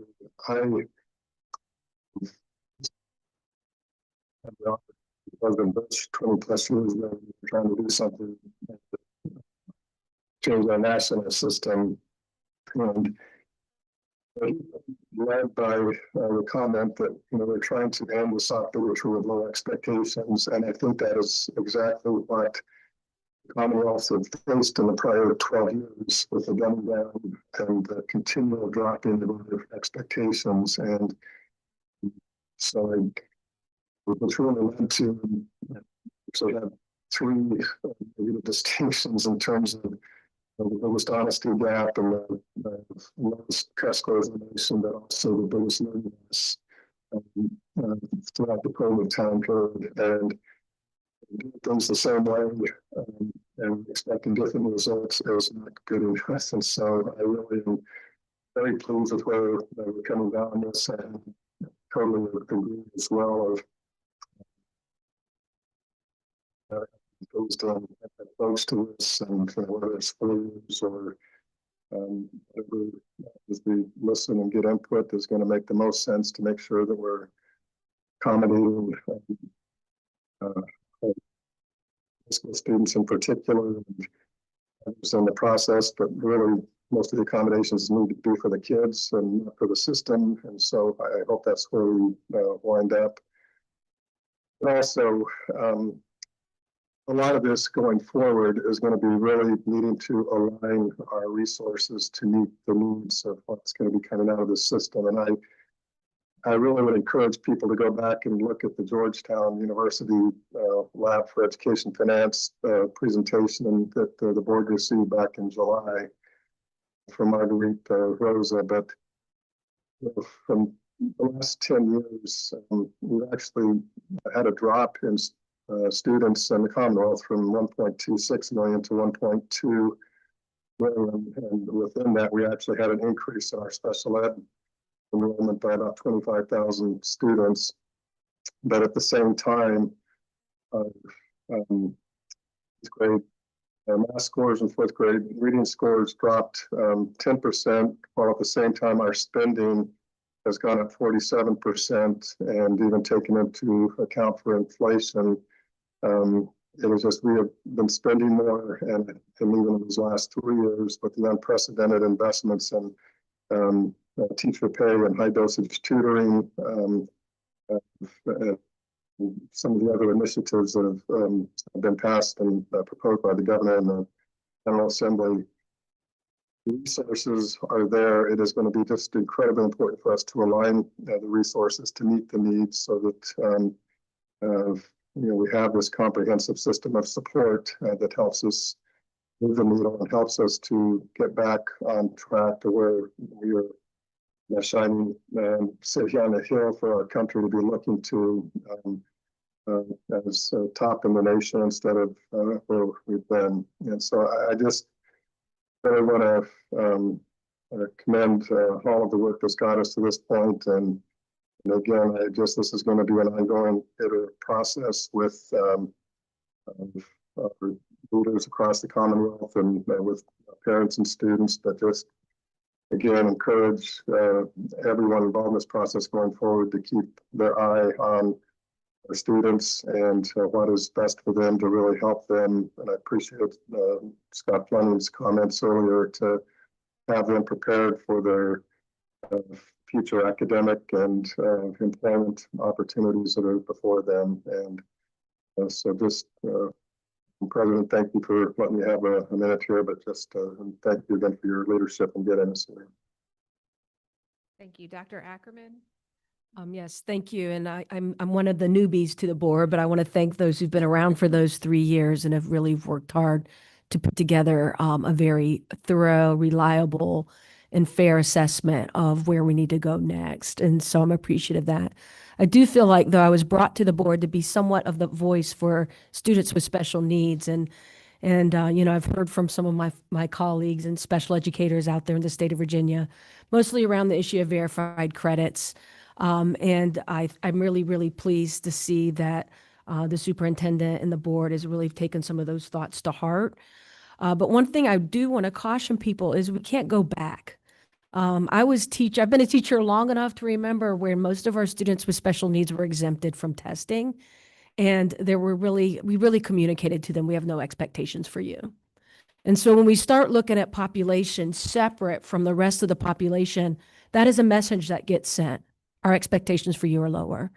And so I'm really proud that we have been careful about how this will impact, of course, graduation, while always also maintaining the things that are already in place, such as accommodations for students with special needs, other ways of getting verified credits. And so things will be business as usual for a population that is very important to me and as much have been my background. I'm also very pleased that in this new format of testing, we're going to have this great data for parents. And again, when you speak for families of kids with special needs, having that information and understanding how your student is doing in a class, but may not be college bound, is been a hard thing in our field for many years. How do we communicate what these test scores mean? How do we communicate when you have an alternative assessment? What does that alternative assessment mean for students with special needs, and of course for those parents and families? So I'm really pleased that I think the voice of those subgroups have been considered in the finalizing of these plans, the parent communication, and then whether or not we do 4 or 5 years. So I appreciate the comments I've gotten from my fellow special educators out there, the comments we heard today. I've never heard anyone express that we don't need to raise the bar, actually. Never heard it, not once, from anybody in the public. Everybody seems to be in agreement we need to raise the bar. It's always been questions around the impact. And I think this superintendent's office and her team is ready for that. So thank you. Thank you, everybody. Ms. McPherson? Well, I was thinking this morning about the fact that everybody that sits on the board has been educated, and we are members that have been granted the public trust as it relates to education. We got here because there were good teachers that poured into us, and we were products of good schools. And we didn't come from a time period where kids couldn't read or write or do math. It would be very negligent of us to leave behind other people when we've been granted such gifts. So as it stands now, the job for us is to make sure that we communicate to the field that based upon the data, the house is on fire. There has to be a sense of urgency that we have to do something about education in Virginia. That means that whatever we roll out, every teacher's position should be, I must rise to the occasion as quickly as I possibly can. Every superintendent should make sure that the school system, the position would be, we will rise to the occasion to change what is happening here. That's what we expect. Our role is to give you all the resources that the General Assembly puts and trust to us to pour out to you. I will be looking closely at the data for schools that are underperforming, attempting to figure out why, asking the staff, drill down, tell us why, what's going on at that particular school. That's our role, and to come out and to provide the support and the funding to you. For the new approaches for workforce development, it's not only going to be high demand jobs. We're looking for high tech jobs. We're looking for our kids to be the best of the best and for us to give them everything. We're looking for public support, local community support. We're looking for our HBCUs to partner with. We're looking for our local community colleges to partner. Every organization, every industry, it's everybody's job to pour into the students of the future because it reflects on all of us. As we move into the celebration of 250 years of this country and Virginia being a large part of that, the worst thing in the world would be for people around the nation to say, but they can't educate their students. I refuse to be a part of that. And so I want to commend the staff, the Secretary Gullickson, the whole team for all the work you've done, and just say, everybody, let's look towards a brighter future, and it starts now. When it comes to the phase-in approach, we recognize that we'll have to do some phasing in, but we can't phase in over a lifetime. 8 years, a student from first grade to 8th grade, and at the end of that, we would say they still can't read, write, and do basic math. That is unacceptable. So when we talk about phasing, it has to be with increments showing improved success over whatever period of time that the board elects. That's where we're headed. And I think that has to be the focus of every single person. Mr. Green. Well, first I want to say I echo all of the comments made by my colleagues here on the board, and want to say that I'm encouraged by the leadership and the hard work of Superintendent Gullickson, Deputy Superintendent Booker Dwyer, Assistant Superintendents Ellis and Jennings, for all that they have contributed to this process. With that being said, as a matter of fact, I did believe you did say yesterday, Mr. Ellis, that we've had the greatest involvement, greatest participation ever in this standard setting process. And I think that says a lot. I think that's definitely representative of the hard work that we all collectively put in to ensure that we had absolute maximum participation by all the stakeholders throughout this process. I heard earlier some comments from some members of the public. One gentleman mentioned that he's concerned about jobs leaving Virginia going elsewhere because there are not enough qualified students, qualified individuals for certain roles. I also heard from the executive director of the State Council of Higher Education. He talked about how our kids, our students are not prepared when they come on to college campuses. And I can say that I don't think we can say with great honesty and sincerity that we really care and that we really want equal opportunity for all students, no matter where they live, no matter their community, and not best position them to compete for the opportunities, for future opportunities as adults that will be available to them. We can and we should raise expectations. Our kids are capable. I'm gonna say it again. Our kids are very capable. And so we should definitely, certainly set the bar, higher. And there's no doubt in my mind that they will rise to the challenge.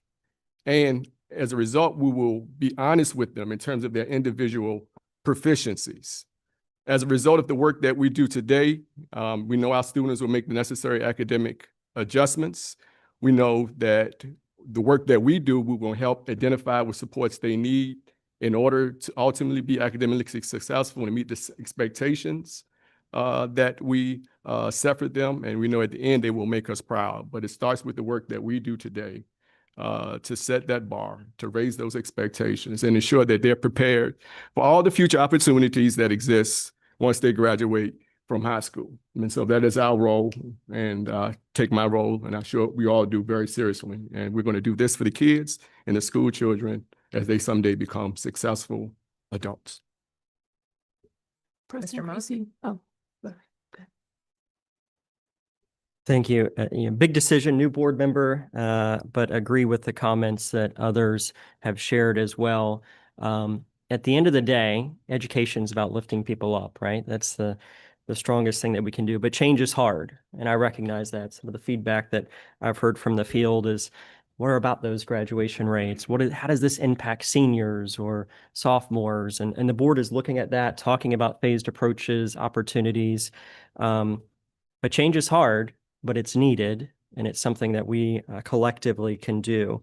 And Mr. Hansen mentioned some of the stats over the years, and folks are saying, hey, we would need more dollars. Well, if you look back since 2013 for inflation, I think he shared this, up 35% of dollars in Virginia. Well, we need more staff. Well, if you look from 2014 to now, we're up 31% in teachers, 50% in all other areas outside of teacher aides, up 19%. So staff, funding, and then there's more. The work that the superintendent, her team, our COO, as deputy soup, all of that is on the way and already happening. We saw new jobs posted to help with regional supports and just-in-time efforts. So those pieces are, if not already there, continuing to be developed and supported for local districts. But the reality is, at the end of the day, education's about lifting people up, and we can't just do it as a board.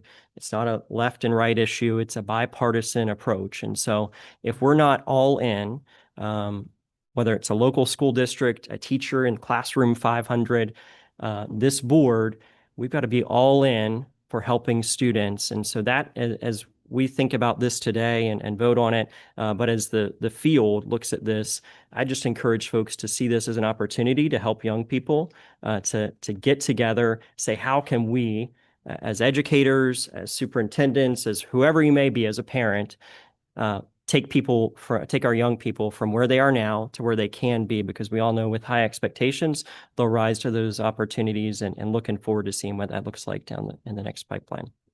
Miss Ashton? Yep, I'll try to be brief. I also just want to echo the appreciation for President Creasy, Superintendent Gullickson, and to the staff. I don't know if I'm an old board member or a new board member. I know I'm a parent, I'm a principal, I'm a Virginia resident, and the message that I want the public and everyone to hear is that this board believes in our kids. We believe in our superintendents. We believe in our principals.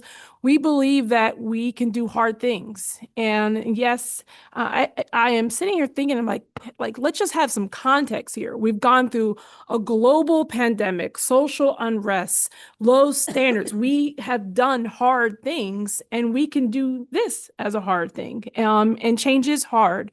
But as I'm sitting here, I think that we have to understand that no one can do it by themselves. We need to be partners in this work, and I can't think of what better prepares partners to do the work, which is real good data that provides transparency around where our kids are. And I appreciate the team and staff saying, like, hey, we're going to give this information to the principals before it goes public, because that's what good principals want, is good data. It takes time to bring about change. It takes time to be able to make sense of it. And so I appreciate the team's response to we're going to respond to the data. We're going to respond to this request for help. I think that cannot be insignificant. And what I hope the final message is that we believe that we can do this, and that this board has come together along with staff and stakeholders, and that the time is now to move forward as urgently and as thoughtfully as possible to make sure that every child in Virginia has a chance to reach their full potential. Superintendent Gullickson. Oh, I'm sorry. Last but Ms. not Kilgore. least, and there's been so many great things said that I can't really, I don't see the point in repeating everything that's been said. Totally agree with everything I've heard. I've been an educator and for 36 years, or was an educator for 36 years. And I always believed it was a calling. I always believed that if you really believed in what you were doing, you were there for the right reason. And I know so many educators across the state of Virginia who have that same calling and who have that same passion. And while I've been on the board, I've been so amazed by the level of passion that I've seen continued by my fellow board members, by this state staff. I've told them over and over again, because I believe in giving people flowers while they're living, that I've been so impressed with the level of passion and belief in our young people that this state staff and everybody on this board has. I also realize I'm the only person on the board who came straight out the classroom. And I say that because sometimes when I first came on the board, that was intimidating to me. But I have seen since I've been here that it was really an asset because I came, I was last from the classroom. And so as a former teacher, I did not serve as administrator. That was not my calling. I can understand how fellow teachers across Virginia will be overwhelmed by this change, because as somebody said, change is always, none of us like change. But those same educators and those same administrators who believe it is a calling for what they're doing, believe in our students, and they know that we have to improve for our students. And I've always said that there's nothing more important. There's no career more important than educating our students and teaching them to become citizens, productive citizens, to have careers, to have families, whatever they choose to do in life. And at the end of the day, all that's been said, let me just end it with, that's what our goal is. Our goal is to raise our students up so when they leave the school system, they are either ready to enter college, they're ready to go in the workforce. And we've heard so many comments about how we are failing them right now. And none of us want to do that. So I am so proud of the state team that is being very transparent. They're willing to go out into the field, not just make a mandate and say, okay, local school systems, do however you can get there, do it. They're willing to go out and meet with them and talk with them, stand shoulder to shoulder with them. And that shouldn't be lost in the media or whenever this is talked about. It's going to be a team effort. It's not going to be just pass this and then we're going to, just let you do whatever. They're going to be there with them. And that means a lot. And I hope that educators across Virginia hear that. So when they're worried and, and concerned about how to implement this, they know there's going to be financial support and there's going to be team support with them the whole time.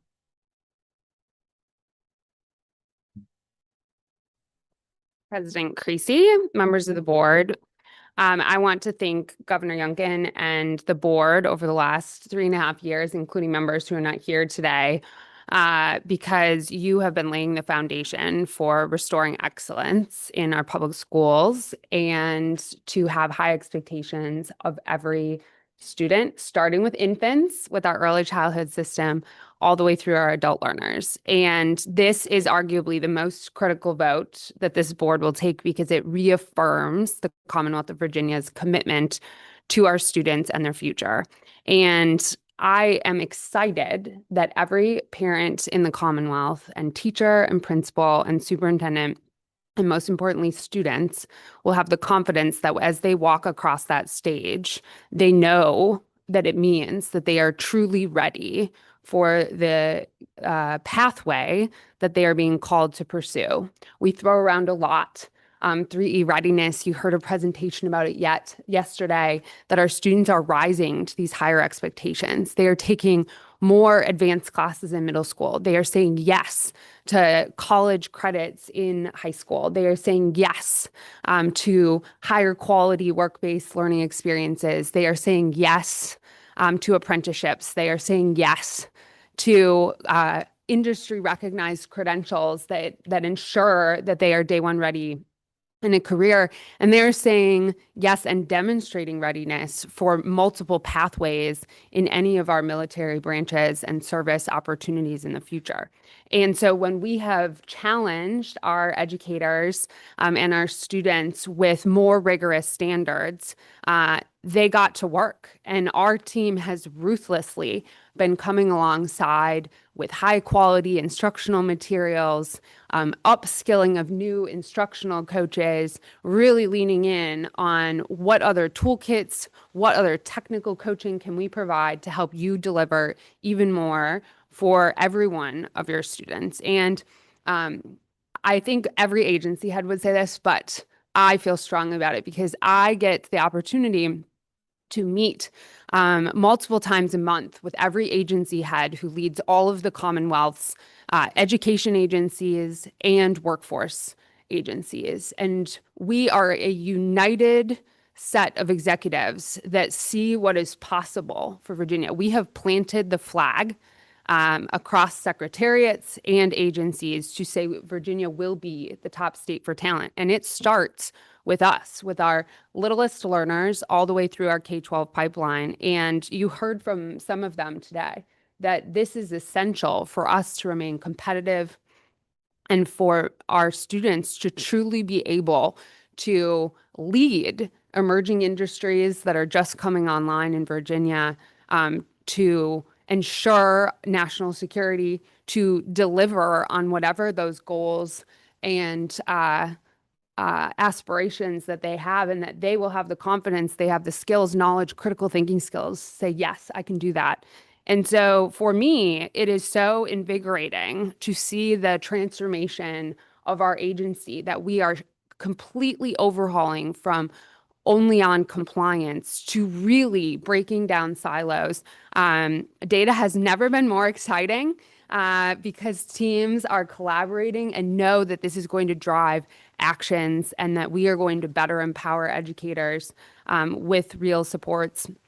And seeing our longtime staff at the department really step up with new solutions to say, this is what we're hearing, it's worth us pursuing because it's grounded in evidence and it's grounded in research. And we're not only growing talent within, but we're also recruiting subject matter experts because people around the country are excited that Virginia is renewed hope around what is possible for our students. And I think you are going to be amazed as you continue to hear each month about the supports that are being provided to our students, how we are better using the billions of dollars that have been invested in our K-12 system, more than 50% in just 4 years.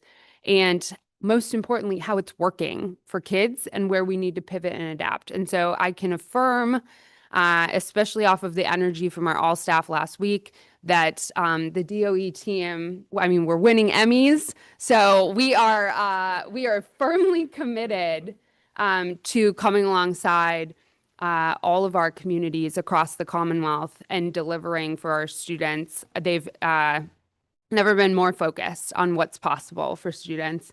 And every single employee at the Department of Ed believes that every student can deliver. And so I thank the board for prioritizing the raising of expectations for all of our students, and also the opportunity for us to hit the road and get continued input and come back with the best implementation plan possible. And with that, I will pass.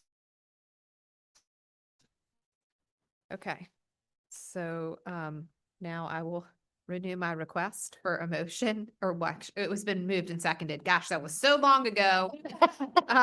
So Dr. Ackerman, Aye. Mr. Green, Aye. Dr. Northern, Aye. Mr. Hanson, Aye. Ms. McPherson, Aye. Ms. Kilgore, Aye. Ms. Ashton, Aye. Mr. Monk, Aye. and chair votes aye. Thank you. Item D. Ms. Verda. She's you might try to get us. You're in that seat. Good morning, President Creasy, members of the board, Superintendent Gullickson. For the record, I am Christina Berta, the proud Chief Operations Officer for the Department of Ed. Before you today are the final revisions for the guidelines for the School Construction Assistance Program for the 2024 to 2026 biennium. As a reminder, school divisions and regional CTE programs apply for funding through this designated open application periods and are awarded funding based on 10, 20, or 30% of the approved project cost, depending on the division's local composite index and the locality's fiscal stress categories. Another benefit of the program is that there is no local match required for this funding that is awarded. Following the first review at your August board meeting, we heard your feedback loud and clear and have incorporated those additional revisions into the draft guidelines before you today. I'm going to highlight the additional revisions that were made since August for you. We have added language requiring schools funded by the SCAP grant to be scheduled to remain open for at least 5 years, including locations where decreasing enrollment may result in school consolidation and closing. So we will have them affirm for us that they are not in a spot where they're subject to be consolidating or closing schools.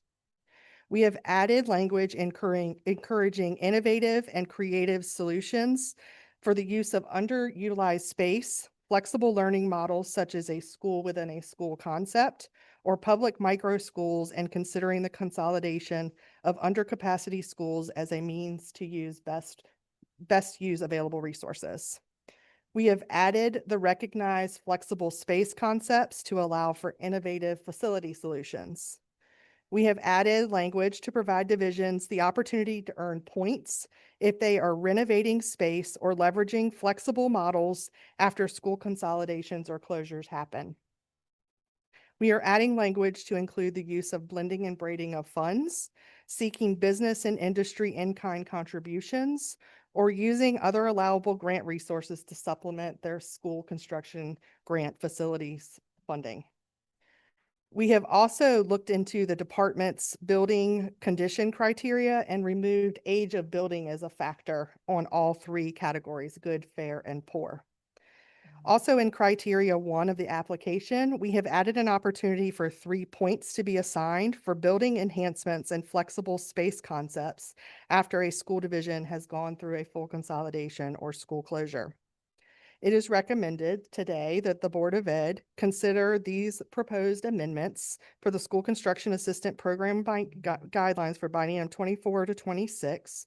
I will also reaffirm for you that these are going to be constant conversations we have. I can tell you from the time that you started with these guidelines, we have greatly expanded the program in part to your feedback, but also the feedback from our stakeholders. And so kudos to you for the work. We will continue to enhance this as well in future iterations that come before you. Happy to answer any questions. Thank you, Ms. Berta. Are there any questions, Mr. Monk? Thank you. First, just want to share, excited to see some of the feedback around individual CT programs implemented. And so appreciate that, appreciate the team's work and including those. I think that will be another opportunity for local districts to be able to continue progress on our 3E framework there and allow specific changes within districts that maybe they wouldn't have the chance to do without these funds.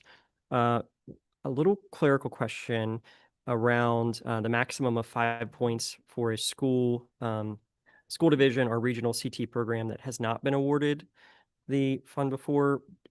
I know that they can have up to 3 applications, but just trying to understand why that change of if the school, are those 5 points per school that hasn't been awarded before? Do you know? Yeah, it used to be division awards, Okay. and because we've expanded it so they can have multiple school awards in qualification for the program, we wanted to make it very clear that it's not just the school division. If they had a school that was achieving an award that in the past 2 years that if they haven't, received an award in the past 2 years, they got points. Perfect. Trying to expand again across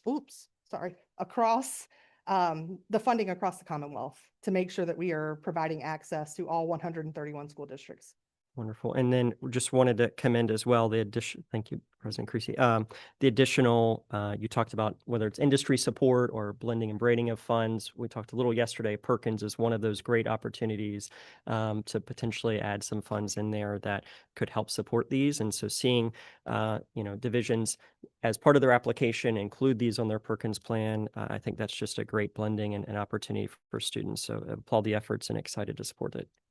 Thank you. And just for clarity as well, because I'm always talking about the technical support and we're looking at this more than just a compliance agency. Once you adopt these, it is our intent to have a lunch and learn or a webinar with school divisions so they can understand kind of our concept and thoughts and understand the changes to make sure that we can have maximum applications. Other questions here? Okay. Is there a motion to approve the proposed amended guidelines for school construction program for the 24-26 biennium? So move. Second. Any discussion here? Dr. Ackerman, Aye. Mr. Green, Aye. Dr. Northern, Aye. Mr. Hanson. I think he's. Ms. McPherson, Ms. Kilgore, Aye. Ms. Ashton, Aye. Mr. Monk, Aye. and chair votes aye. Thank you, Ms. Berta. Thank you. Okay, and I think you have item E as well. Yes, ma'am. Thank you, President Creasy. Before you today is a request for the first and final review of recommendations regarding the literary loan applications for the release of literary loan funds. As a reminder regarding this funding stream, these are loans to school divisions that are available to utilize and leverage the the great Commonwealth of Virginia's bond rating, and the loans must be repaid to the literary fund over an approved term of principal and interest payments. So these are not grants that you are awarding. These are loans specifically for school divisions. Before you today are 4 literary loan applications for your approval. First is an application that was presented to you in your August meeting, but there were additional questions regarding the application that we contacted Giles to discuss. The loan is requested by Giles County for the purpose of the renovation of existing classrooms, in addition to accommodate up to 11 classrooms, which will replace existing modular classrooms, renovating and replacing the elevator, and upgrades to the safe school entrance, and improvements at the Macy McClarty Elementary School. You requested additional information from the division before proceeding with the loan approval, and we have received additional context from Giles County for you. The county's current grade structure is K through 7 and 8 through 12. They are reviewing the grade structure, and the Macy McClarty Elementary School, as a result, may get additional students. Giles County has also indicated that there are a couple of new school subdivisions that are coming close to the county line. With these new housing opportunities, it is anticipated that these subdivisions will generate some growth in their student population. Giles County is requesting a literary fund loan for the project in the amount of $12,475 payable over 30 years and is eligible for a 2% annual loan interest rate. There are 3 additional loan applications before you for consideration and approval. The first being a loan requested by Pittsylvania County for the purpose of installing a new HVAC system, new electrical transformer, new acoustic ceiling tiles, replacing exterior windows, and the work to bury a hydroponic piping and electrical utility lines at John L. Hurt Elementary School. Pittsylvania County is requesting a literary fund loan for this project in the amount of $8,228,000 payable over 18 years and is eligible for a 2% annual loan interest rate. We did clarify with them because all of the HVAC money was applied during the pandemic. They've used that for many of their other schools. These are elementary schools that they didn't have enough funding from that source to utilize, so they're leveraging the literary loan to accomplish that project.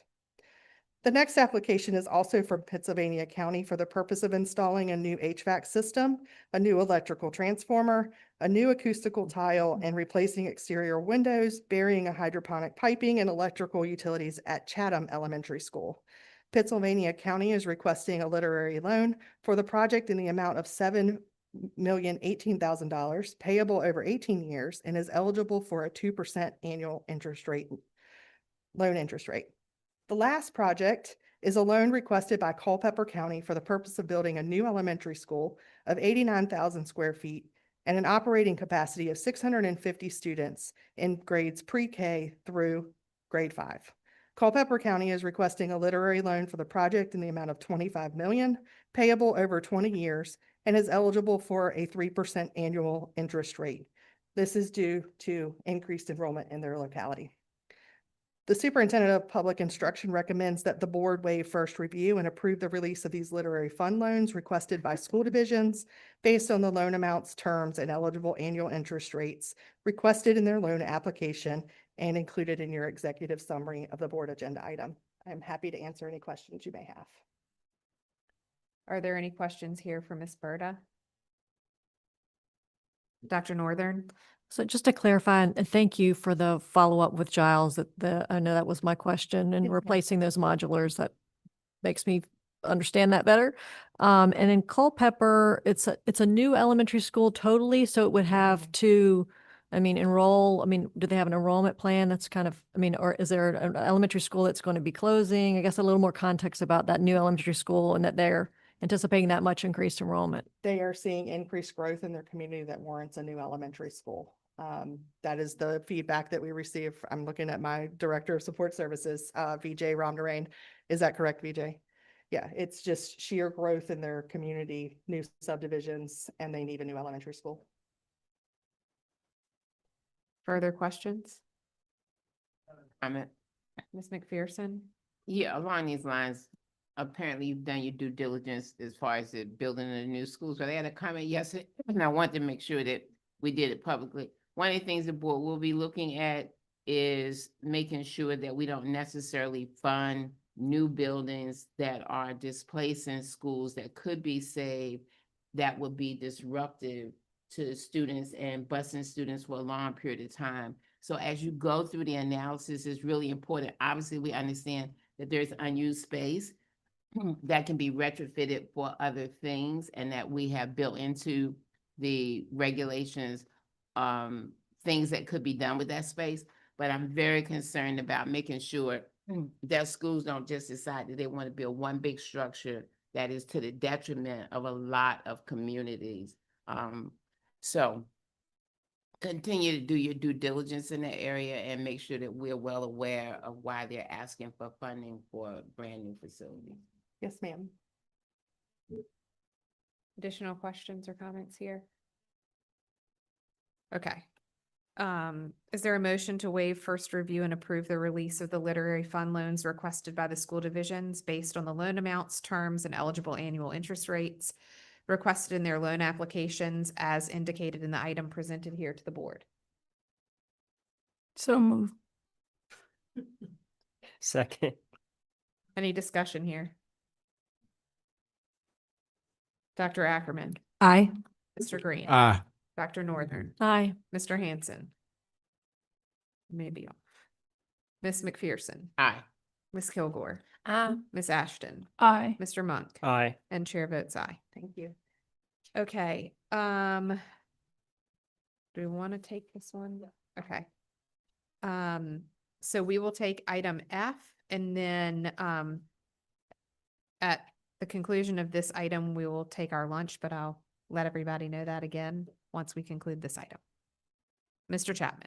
Thank you so much, President Creasy, Vice President Hanson, members of the board, and Superintendent Gullickson. In addition to the work that the board does here, the board has a number of advisory committees that help the board to accomplish work. Today, we have some nominees for vacancies on the Virginia Advisory Committee for Advanced Learning, which is one of the board's advisory committees that was set up in 2024. The two nominations include Christopher Taby, who currently serves as the Gifted Coordinator for Salem City Public Schools. He works closely with gifted coordinators in Region 6 for thought partnership and program alignment, and this will be his second term, if accepted, on VACAL. And he's being nominated as a Region 6 employee or administrator affiliated with a gifted or advanced academic programming. The second nominee is Gail Staton, who currently serves as a gifted coordinator for Greensville County Public Schools. She also serves as the secretary for the Virginia Association of the Gifted, and this would be her first term on VACAL if accepted. She's being nominated for the Region 8 employee or administrator affiliated with gifted or advanced academic programming. The superintendent's recommendation is that the board waive first review and approve these recommended nominees to fill the vacancies on the Virginia Advisory Committee for Advanced Learning. Any questions for Mr. Chapman? Okay. Is there a motion to waive first review and approve the recommended nominees to fill the vacancies on VACAT? So moved. Second. Any discussion here? Dr. Northern? Oh, voting, no discussion. I'm sorry. Okay. All right.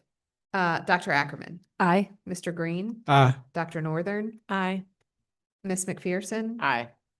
Ms. Kilgore? Ms. Ashton? Aye. Mr. Monk? Aye. And chair votes aye.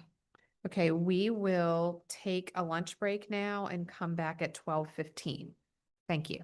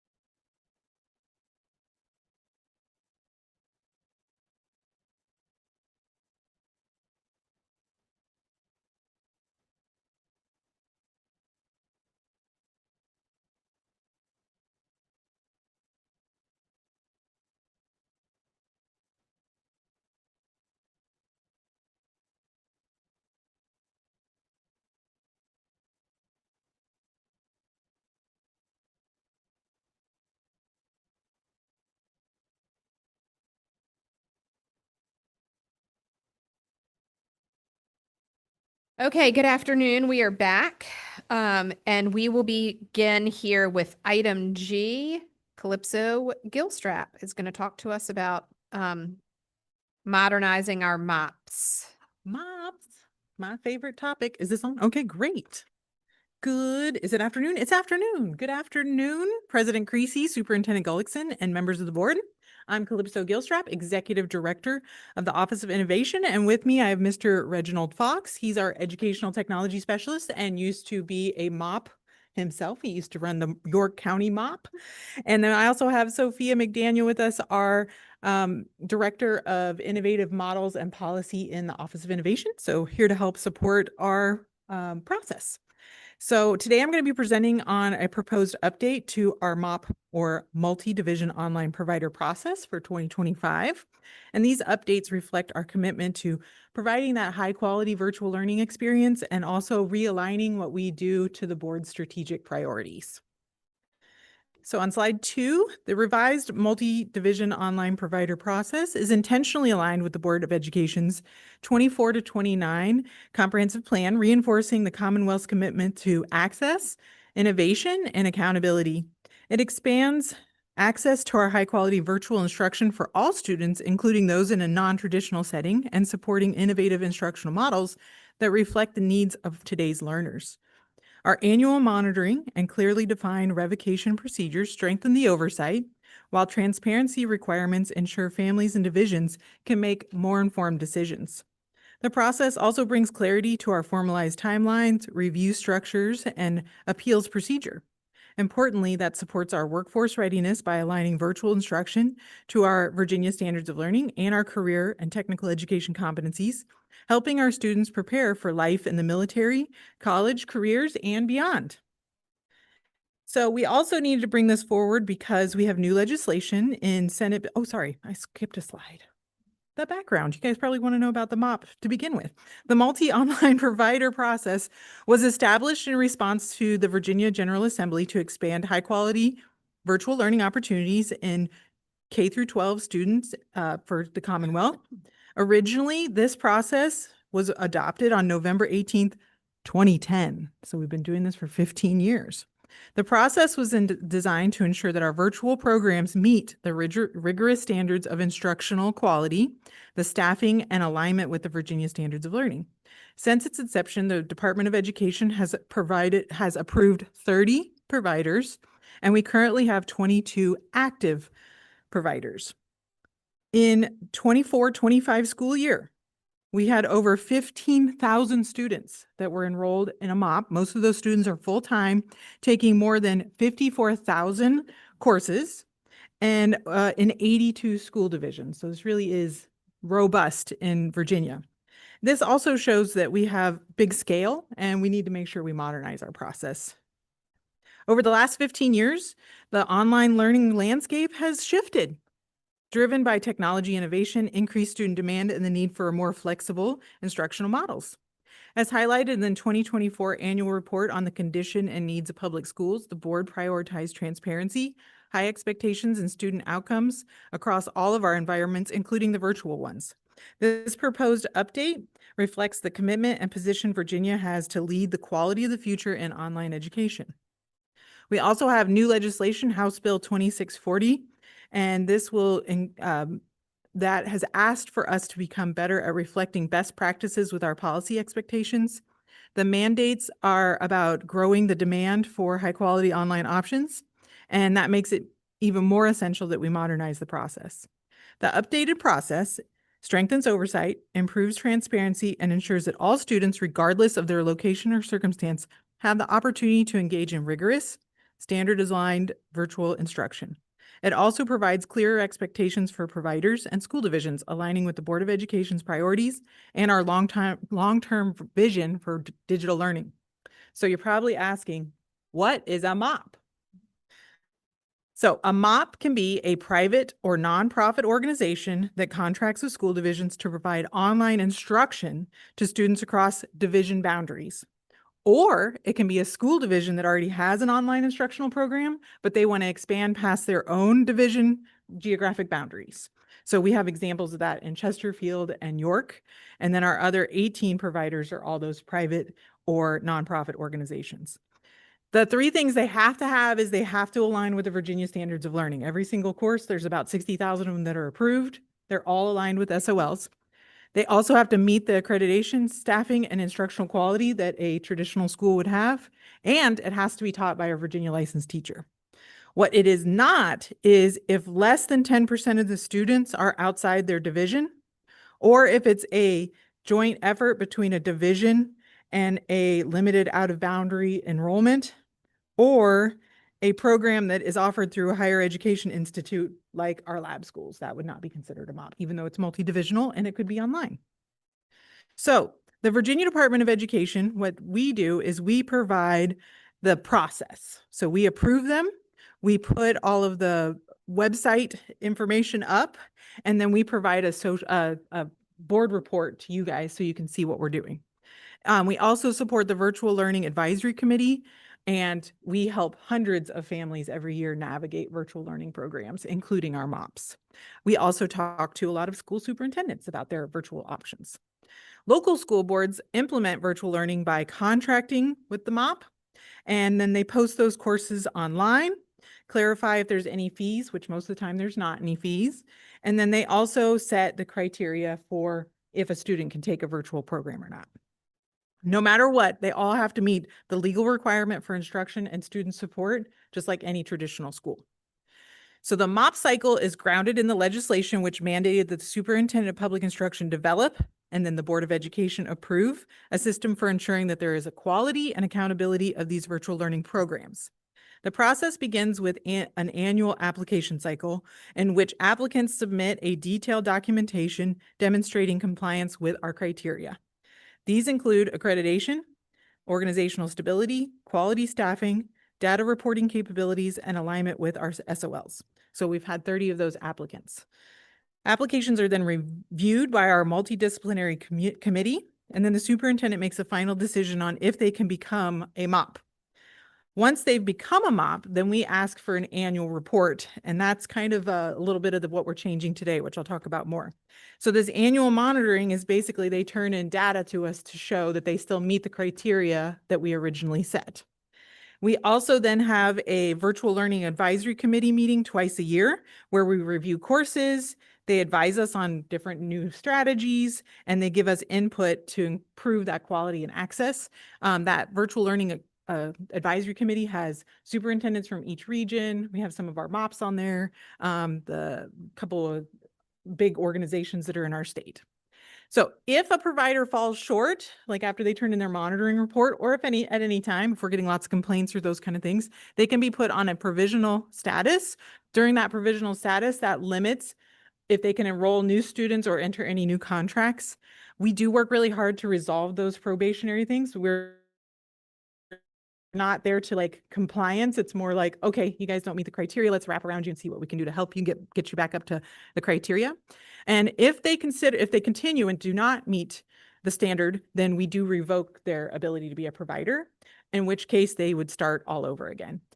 At the end of the year, which is about this time, we are working on gathering all the information from the MOPs, the school divisions that use them, and then also our own data to create an annual report for the condition and needs of public schools in Virginia. And you can see that we have 14 of those, if you want to read those. That's where AI comes in. You put those into AI, it gives you nice summary.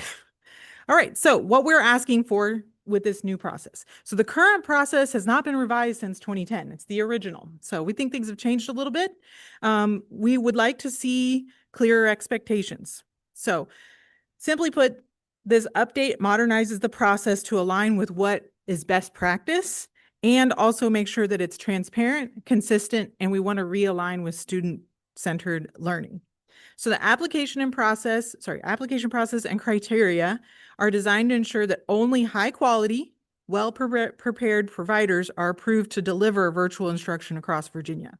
Each applicant must demonstrate compliance with a comprehensive set of criteria that reflect both statutory requirements and best practices in online education. So to begin, providers must show that they are accredited by a recognized agency, not accredited by the VDOE, but like one of those big organizations that approve schools. 2, they have to have organizational stability. We want to make sure that they are financially solvent and have a clear governance structure so that they have a sustainable operation during the school year.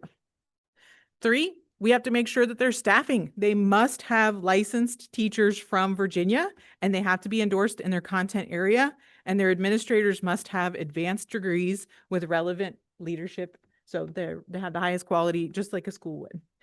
3, next would be data reporting. Both, they have to be able to report their data to us, but also to the school divisions that they're serving. They also must be held accountable. So all of their instruction must align with the Virginia Standards of Learning, the standards of accreditation, and they must be able to test their students just like every other kid.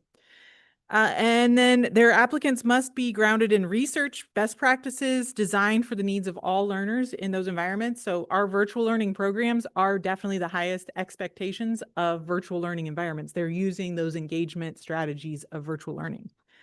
And last, they must address technology infrastructure and support. Providers are expected to have reliable systems for course delivery and management, offering technical support in a timely manner, and have a disaster recovery plan to ensure the continuity of learning. So one of my MOPs the other day bragged that they did not have a single snow day last year because kids in virtual learning don't get snow days, I guess, as a whole school. So all of this comes together to make a new, more modern, standards-aligned board realignment of our process. So basically what's new, we have extended the application window. Before it was very rigorous. It was like, for 30 days, this will happen. And then for 45 days, this will happen. And then within 15 days, this will happen. We got rid of all that. It's a 90-day window. People turn stuff into us and we will work with them. We also changed all the language to be less arbitrary and more like the goal is to make sure we're ready for the next school year. So as long as we are on track for that, that's the application window. We also expanded our review committees. When we first started this, it was a very small program. So we have now asked for the review committee to be bigger with people in finance, people in data, people with technology expertise, people maybe that have virtual learning experience now. So we want to have more experts, not just a few of us in the innovation office kind of looking at the applications. We want to have more cross-agency stuff. Before there was a 3-year monitoring window, so you would turn in your reports to us, but we only looked at them every 3 years. We're going to look at everybody's reports every year now. Dive in. We are also being a little more strict about what's happening during provisional status. So before it's kind of like, you're on provisional status, good luck.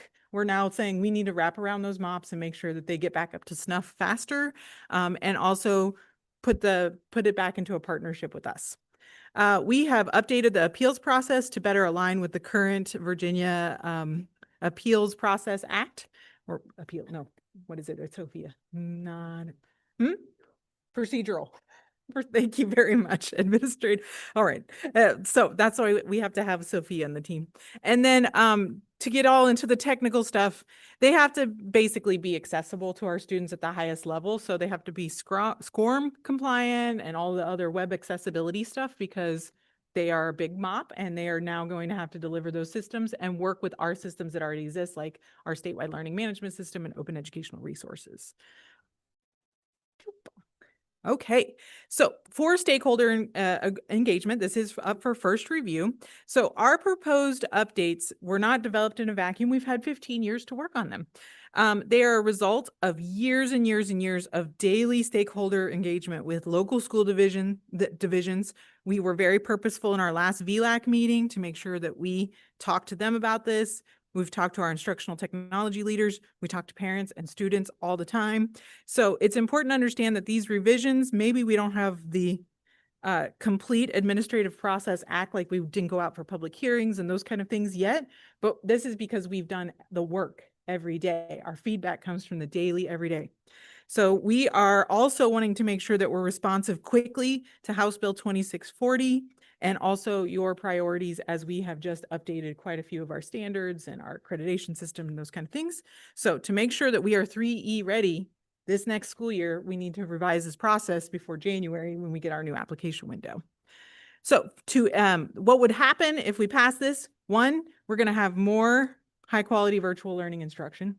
2, we're going to have more transparency so that parents can make better decisions and our superintendents better understand what it means when we hire a MOP. And then last, with our providers, clearer expectations, more support from VDOE when they enter into the interest of becoming a MOP. So if we pass this, to ensure a smooth transition, the Virginia Department of Education will have a series of coordinated supports and resources. We are currently right now creating a virtual learning index to help track what every single school division is doing with their virtual learning program. So we're going to have this massive, like, nice spreadsheet of, ACAMAC is doing these things for virtual learning and making sure we understand they're using these MOPs in this way, or maybe they're using Virtual Virginia, or they might have a private entity that they're using. So we want, and a lot of our school divisions have also moved to having their own academies inside their own school division, and they're being really successful at that. We will make sure that all of our MAP data is more transparent on our annual report. We will, we've already updated our website quite a bit to be way more transparent. We've made a virtual learning for families webpage to help them navigate the MOP process. We have a query tool now, so you can look for a course and it'll tell you what MOP is offering that course and in which school divisions. We will also have fall webinars for our school divisions, for our applicants that are hoping to become a MOP, and also our current providers. We are going to do more with frequently asked questions, more application walkthroughs, just more technical support for everyone in the field. In January, our goal would be to launch the 90-day application window, and then next summer we'll start our monitoring process, and our 2026 board report will reflect this new process. So thank you so much for your time. I know MOPS is a really complex thing. I've been here for 3 years and I just now feel like I kind of understand it. So if you have questions, we're happy to answer them. So I brought the experts with us today, and I kindly ask that you would approve for first review to take this up, and so we can continue the conversation and update our process from 2010 to 2025. I'm now happy to take your questions or your comments. So Calypso, I'll go first because I live in this world. Mm-hmm. And I have some feedback for you guys that I think is going to probably make your lives a ton easier. And it's going to probably align nicely with the direction that you all are going in. So we can talk about that offline. But I did want to ask a couple of questions that I think are probably really important publicly here. And that is that, how are we ensuring? So, well, let me step back and ask. We used to have on the old website, it was a list of large providers. So you had your Western Association of Schools and Colleges, anything that any virtual program they accredited was then approved by VDOE. That seems to have gone away. Is that correct? Yes. Okay, so all of those just blanket approved. Okay, we just updated. It's on the application. Okay, so you're not giving a blanket approval anymore to those big. Those were no, those were always, it was more in the application process. And if somebody turned in an application, it was in the form that they filled out. We just didn't have it on the website. So that it has always had to be accredited. That was always, we have not ever, even if it came off the website, we never diverted from the original process. No, what I mean is you had that list of those programs that you just gave a blanket approval to instead of just so it was in addition to the courses, if those were approved if those programs were approved by any of those organizations, it was like a check. You don't need to do anything else. Then was this long list of all of the individual courses. Has that list of providers gone away? I say Reggie probably knows that better because he's the technical person, and he's also been here doing the work. You know what I'm talking about, right? Good morning. Yes. Okay. No, we replaced some other important information on the website that would be more helpful to MOPs, those looking at becoming a MOP. But we have on the application all of the agencies that could be used to as the accreditation. We have not deleted any of the additional requirements. In addition to the accreditation, there's still sustainability, there's accountability, there's curriculum, there's staffing.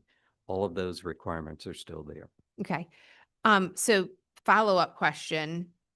If we are requiring Virginia licensure, how are we ensuring that those courses that are being delivered, let's say I'm delivering X course for a broad-based approved provider, right? how are we as the department ensuring that that course that's being delivered by Debbie Kilgore, who may live in Arizona, has a Virginia teaching license, or that the provider hasn't said, uh-oh, Debbie can't teach this now, Michelle is teaching it. How are we monitoring that to ensure compliance with what we are asking? We, You can answer it. I know the answer to that one. I've always Well, I just want to say, since I did this work for 35 years, and we used to have spreadsheets that we tried to maintain that. But now that we have a partnership, and as Calypso talked about expanding our relationship with other departments, Mr. Gilstrap's department, it has increased the quality and the oversight, ensuring that we require the MOPS to have Virginia licensed teachers, and there is now database, there's technology to help us, and we're able to find that information. We're able to put in a name. Sure. And that's one of the requirements of the MOP. So we ensure that their names of all of their teachers are endorsed in the areas in which they teach. Okay.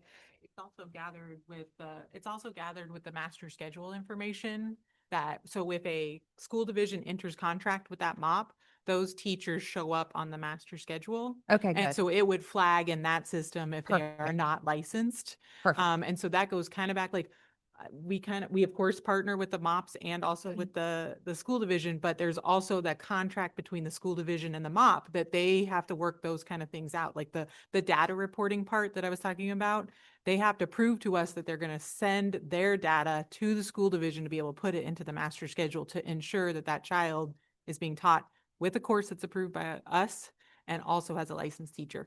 We have caught a couple of times, once or twice, people out of compliance, and then that would be something that would stick them into probation if they violate that. So follow-up question would be then, sorry. No, you're okay.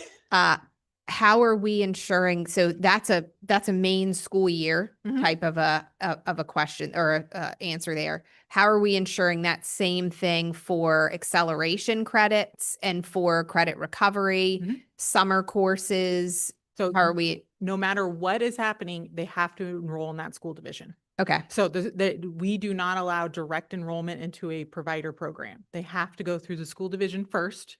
There is times when parents feel frustrated that a MOP has a course that they want their child to take and that school division they live in does not accept that credit. So that goes back to the the local school board's decision on whether they're going to verify that credit or not. So I live in Henrico County. They may not accept virtual Virginia classes, even though I would like my child to take a virtual Virginia class. The local school board has the ultimate say. So if they decide to take an accelerated course during the summertime or get credit recovery, those type things, the parents have to work with their local school division to ensure that those kids are enrolled in the provider program that will be accepted by their local school division. And finally, I think this might be my last question for now. So some of these local school divisions like Hampton City Schools that have, created and continue to sustain their own programs, have we had any conversations with them about what if they are willing to be more broad-based? And so are they willing to support other students in other school divisions by way of their programs? What does that look like for some of our different school division partners that, of course, also have their own? Right. So we have 10 virtual schools right now, and they would all be welcome to become MOPS. They have to reach outside of their school division at least 10%. Okay. So one of the problems we're having, like Chesterfield qualifies as a MOP, but they are at capacity with their own children. And so they can't actually handle the capacity of reaching outside more than that 10%. So they used to be, before COVID, we used to have a Chesterfield and York County used to be much bigger MOPS. It's right now it's just it's a marketplace question. But yes, if Hampton, Henrico, Giles, Pulaski are 10 virtual schools, if they wanted to become MOPS, we would highly encourage that. We do have relationships with those school divisions, and we're trying in our office, especially in response to this House bill, to create that virtual learning index. So we really understand where we know what our schools are, we know what our MOPS are, we know what virtual Virginia looks like. What we don't know is the programs, the little tiny programs that are happening in those innovative models. That's where we kind of feel like we're not sure how they're delivering that instruction. And that's what we want to kind of dig into a little bit more. Okay, I lied. I have one more question. I'll talk about MOPS all day long. So, can just for the board's knowledge and understanding, can you explain how Virtual Virginia and MOPS work in collaboration or side by side, just so that there's some understanding there about stepping on toes, not stepping on toes, that kind of thing. Yep. All right. So luckily we have 1.4 million kids. So there's lots of options and lots of different pathways we can take. So I would say in the simplest of overview, the 10,000 foot is Virtual Virginia is more like a traditional school in that you're taking 1 or 2 credits. A kid is probably sitting in a physical classroom and they are delivering instruction through the virtual program. There's probably a mentor in the classroom, and that kid is learning Spanish 3 because their school division doesn't have enough Spanish teachers, or there could be 30 kids in a classroom taking 30 different classes, but they're still like sitting in a class. There's a 90-minute block. There's a mentor in the room. MOPS are the opposite of that. Almost 100% of their kids are full-time and they are learning 100% at home or on the road. We have kids that are like in recovery programs, alternative programs. We have a kid who's a movie star.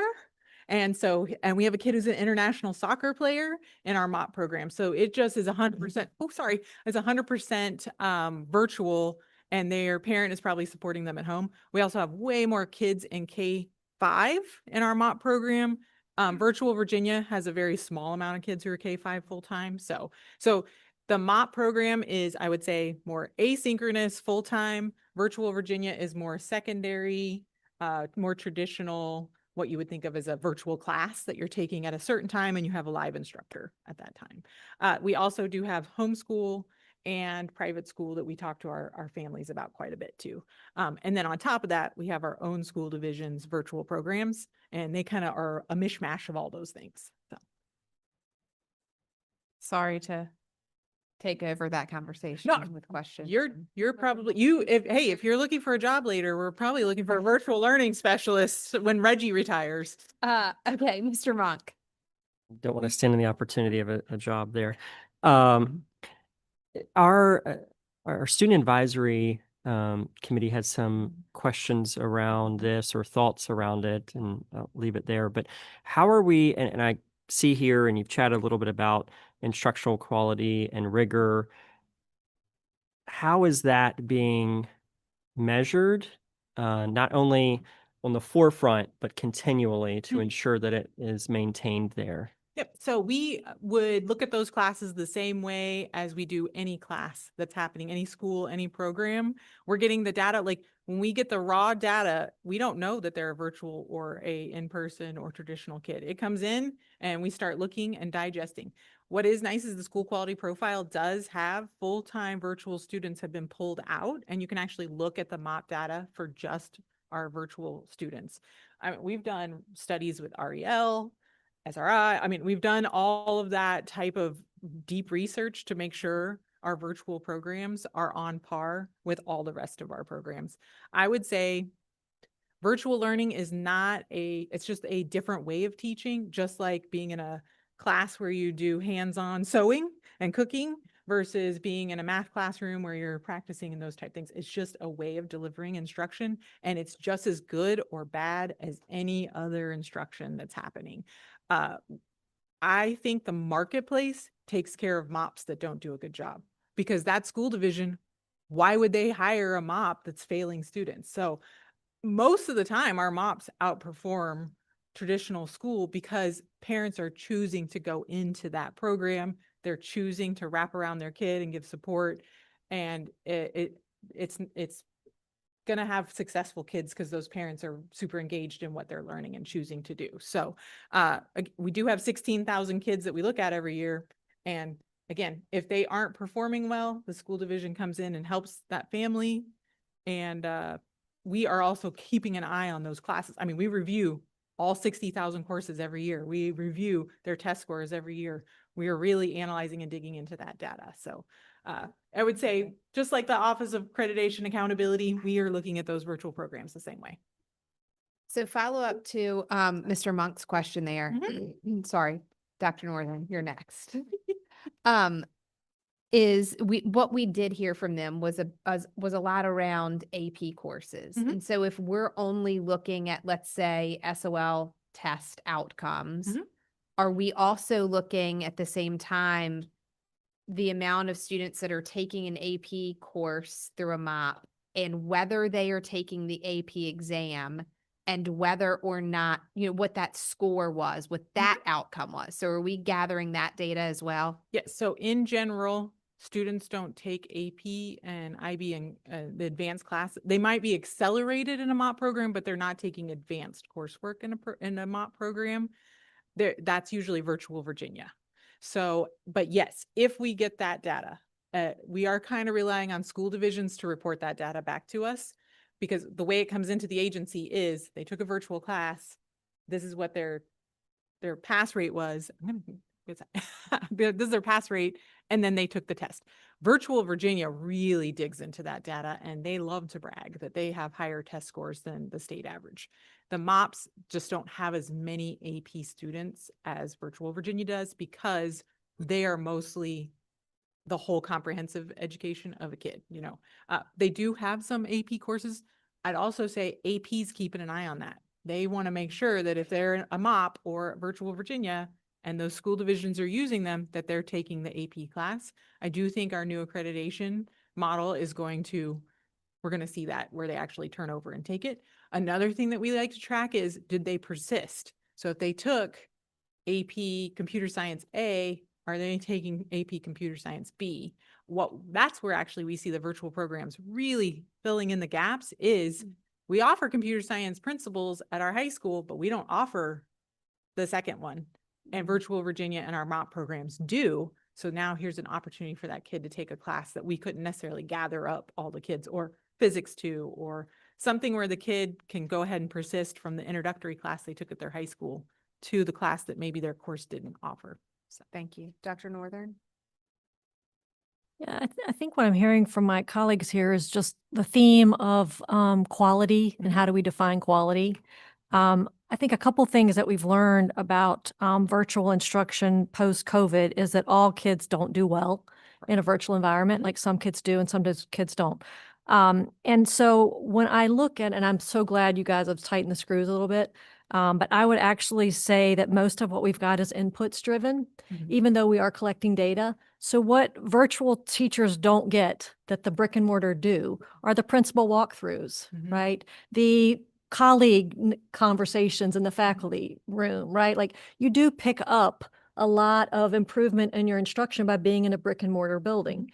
And so I wonder whether, I think it's also a little unfair that the online teacher wouldn't be subjected to an observation, right? Similar to as teachers, we get annual observations. So is there a way, this stuff to look into, is there a way for us to actually, virtually poke in the classroom and do an observation just as we would do in a brick and mortar classroom, so that we can check on the integrity of that instruction? Is there a way that we can monitor the teacher-student relationships just like we do in a brick and mortar? Can we, for instance, put in the contract that you have to have a certain amount of time of synchronous instruction?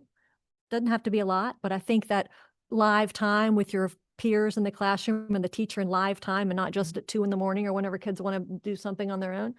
I think those are measures that we can build in on the contracting process with these providers. For instance, can we have an outcomes-based contract, right? So these are the metrics we want to see you uphold before your contract gets renewed, and that sort of thing. I just feel like there's got to be a way to actually peek in a little bit better on the quality, aside from a lot of these inputs-driven compliance mechanisms. I couldn't speak for VDOE because we don't ever poke in, but we also do not get into contract management between MOP and school divisions. We talk to MOPs, we talk to school divisions, we talk to parents. We do not usually get into the middle of those three entities. We can certainly survey our school divisions better about what are the practices they're doing to make sure that those MOPS are high quality. And we certainly, since this is for first review, take that into consideration and go talk to our lawyers and see how they all feel about that. I know that has come up with our providers. The lawyers will definitely say no. But just Yeah, push but yourself to think I- about quality some in ways. I agree. I will say, I'll say, I do think that is happening between school divisions and MOPS. I just don't know if the role for VDOE is in there, but I also know we can go visit schools all the time and go visit their classrooms. So absolutely open to that conversation.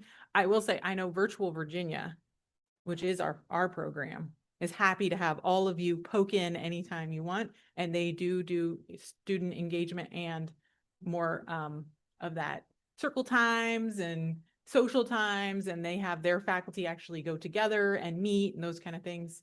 And have virtual trivia nights and murder mysteries and that kind of stuff. I do not know about the 22 MOPS that we had though. And Reggie may be able to speak better to that, especially I know our local school divisions like Chesterfield and York definitely do because their teachers actually live in Virginia and those kind of things.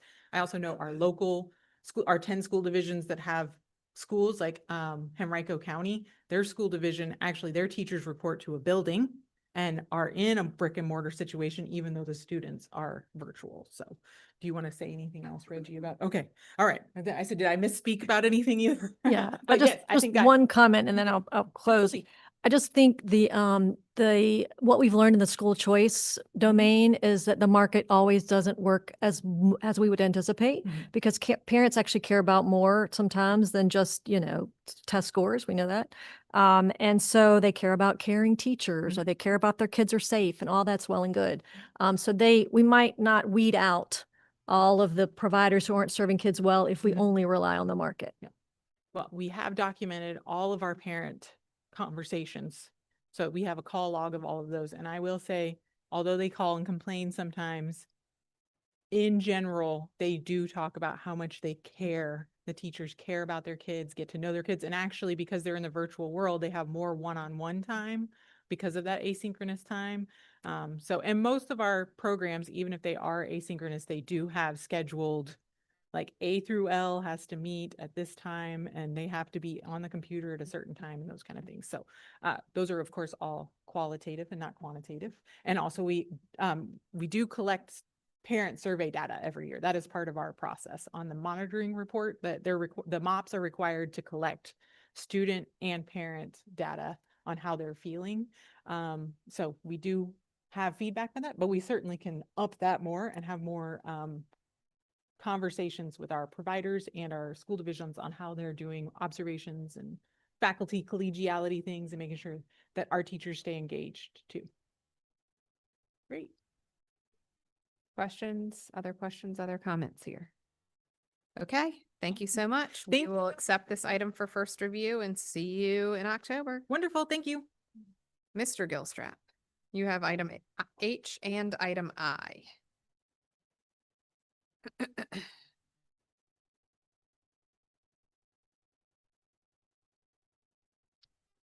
Good afternoon, President Creasy, Superintendent Golkson, and members of the board. I have two fun, exciting items for you. First one is one I bring to you generally about this time of year. This is about our teacher education programs on new endorsement areas.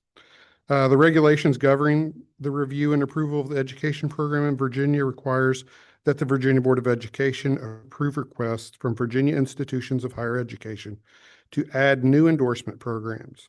Requests for new programs must be submitted annually by March 31st, and these all were submitted in time. After we do that, after we receive them, the VDO staff verify the program endorsement competencies through the review of course descriptions, syllabi to determine alignment, and regulatory criteria, including supervised classroom instruction. The second page of your boilerplate has a list of some of the universities who have done this and the programs that they have asked for. We had a ABTEL board meeting at the beginning of September, and they reviewed this as well and did make the recommendation to bring this to you all We are bringing it as a first review. I just want to highlight a few things on the list. Emory and Henry University, this would bring them up to 35 programs if these are approved. As well, Longwood would be up to 30. Randolph-Macon College would be at 16. Shenandoah University, 34. University of Mary Washington would be at 45 programs. University of Lynchburg, 37. University of Richmond, 37. University of Virginia, 36, and VCU, 33. Additionally, if we were looking at the actual programs that are added, 14 of these are special population programs, which is, as you know, one of our highest areas of need for teachers. This is encouraging that these colleges and universities would like to add these programs. They only add them if they have students they want to put in them. So that means that they are having an increased interest from their student population. We have 3 of them that are based on literacy, 3 of them for numeracy, 1 school counseling, 4 science, and I think there is also a history in there as well. The Superintendent of Public Instruction recommends that the Virginia Board of Education accept for first review the Advisory Board on Teacher Education and Licensures recommendation to approve new education endorsement programs, and I am available for questions and we'll also take comments. Any questions here? Dr. Northern? This is just maybe a dumb question, but I mean, if you are going to get an undergraduate in science and they've got, let's see, we've got biology, chemistry, like they've broken out every type of science. I mean, shouldn't you, if you're going to teach science, be able to teach biology, chemistry, like multiple sciences? Or do we really, like, shouldn't there be some overlap between these subfields in science? Or like, are these teachers going to get exposed to other types of science or just their one little narrow programmatic science? So that is probably also a change from when you and I attended school, because it was just science and a science teacher was eligible to teach almost every science. I will say in the last few years, many of our teachers come out with specialty areas. I will say though that the curriculum does cross over on all of the other sciences as well, but it is heavily on biology if it's for biology, it's heavily on physics if it's for physics. So there would still be some need for coursework if they were to teach the other courses, but I will say that many of our science teachers get their biology certification and then go and take the chemistry test so that they can teach chemistry or some of the other sciences. Yeah, because it makes them more marketable to Absolutely. schools. Yeah, yeah. But in our world today, there are many schools that if you're a biology teacher, that you're only a biology teacher.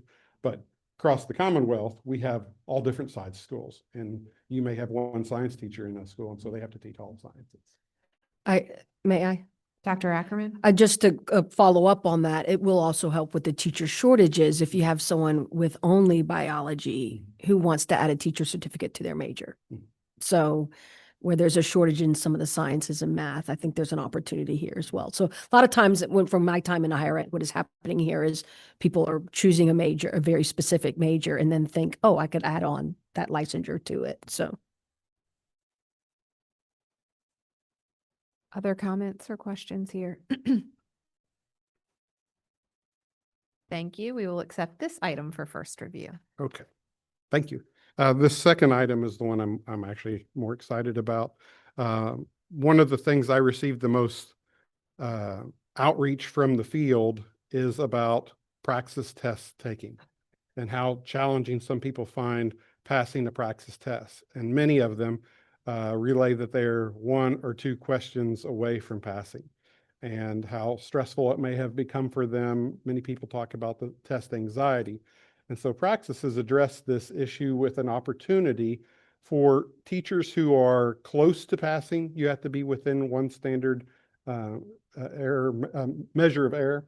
And that would, when we do our new test, we usually give you that information. So it would be like if you had to have a 151, it's going to be like 148 is going to be 1 standard. So we're talking a couple points at the most. But if you're within that range, they have a program, and I'm going to read what I have written, even though I'm getting too excited, but I just need to get on task here. During the April 2025 ABTEL meeting, the Director of Educational Partnerships with ETS, that's our Praxis representative, presented a new Praxis alternative test program called the Praxis Bridge. Currently, the Virginia Department of Ed does not recognize this assessment option for educators to earn a Virginia license. Adding this assessment option would provide an additional pathway allowing current and prospective teachers to substitute a passing score for the required curriculum in the Code of Virginia after completing supplemental training in the subject areas in which a passing score was missed by no more than one standard error of mean. ABTEL received an initial presentation in April, met again in September to decide if they would make the recommendation to the Board of Education to include this assessment option towards Virginia license. I'll talk about the program here in a second. I will also say that the superintendent recommends that we take this for first review before we go any further. But this program basically takes the areas that you struggled in if you did not meet the mark. Say the cut score is 151, you scored 149, you missed it by a couple questions. The program that they use goes and looks at all the questions that you missed and the areas that you missed. When they do that, they also provide, make sure I use the right terms for them, practice items. They do an overview of the content. They provide practice items and a knowledge check designated to affirm that they understand the material. So basically they're teaching this teacher the curriculum that they missed, and they have them reassess it. They don't take the whole test again, but they take an assessment on the area that they struggled in. As long as they meet 75%, we can change it 75 to 80. They have a range in different states. As long as they meet that regard in the first attempt, they are given an alternate pass. If they miss that mark, they have to go and get 100% on the check after more instruction. So what this would provide, it would provide for our teachers that are close to passing not to have to take the entire test and re-demonstrate that they already know the curriculum, that they've already displayed that they know. It also be a fairly significant cost savings for teachers in this situation. Instead of paying anywhere from $200 to $150 for a praxis test, they'd only have to pay $50 to praxis for this experience that they would get to remediate and reassess that area that they struggled in. They don't have this for every area as of right now. I have them listed in the boilerplate there, the areas that they do have. I also have the ones that are coming very soon, but it is their intention to eventually have all their assessments available on this. It's just a new program, so it takes them a while to do the curriculum and adjustments in those areas. There is one other aspect that I want to mention that they have available. It'd be something I would want you all to consider as a board before you made your recommendation. They also have an option to where we can do a one-time communication blast to everybody who would fall in this area within the last 3 years. So that, let's say a year ago, you took the assessment, you didn't pass, and you're either studying still to try to pass it, or you decided, I just can't pass the test, I'm not going to be a teacher, or I'm going to do something different. This would communicate out to those people, allow them to do the program, and then maybe recover some people that had struggled to pass the assessment the first time. We have the option of whether or not we would want to do that with Virginia. It would be my recommendation that we do. I don't see any harm in that, since it's only a 3-year window that they would take that on. Let's see if there's anything else. This was also discussed with the ABTEL in September, but that's the presentation I have, but you also have the slide deck from the presentation from Praxis, should you like to look at examples of the assessments and maybe a little bit more information maybe that I rushed through to talk to you today. Are there any questions here? Dr. Northern, do you have a question? Yeah, I was just wondering, I think I understood it, but so if they, miss it by a couple points, and then if they only missed it in a certain area, what if it's not easy to say, okay, they missed it with this skill? I mean, I guess I'm trying to say, like, but it's only going to be one module, right? That you would get PD on, and then you would retake like a mini test just based on the module of the questions relating to what you missed. Right. So, and I think that's the way I thought of it originally. Okay. But I was wrong when I thought of it that way, because I thought of it just like, let's say that there's 4 modules for the assessment, and you did great in the first 3, and the 4th one's the one you struggled with.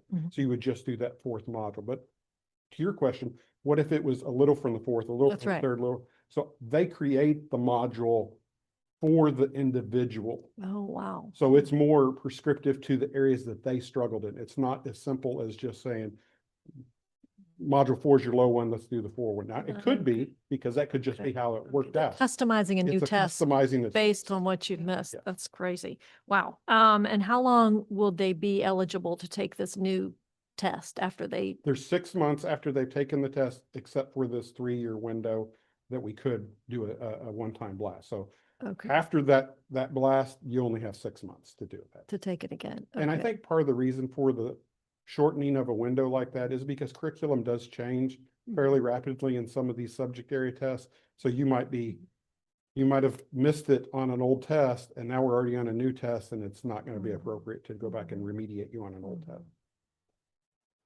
Thank you. Yeah, I'm so excited. I think I share your enthusiasm. I'm trying to jump out of my seat. I mean, because we've had teachers provisionally licensed who just can't get past, say, the reading.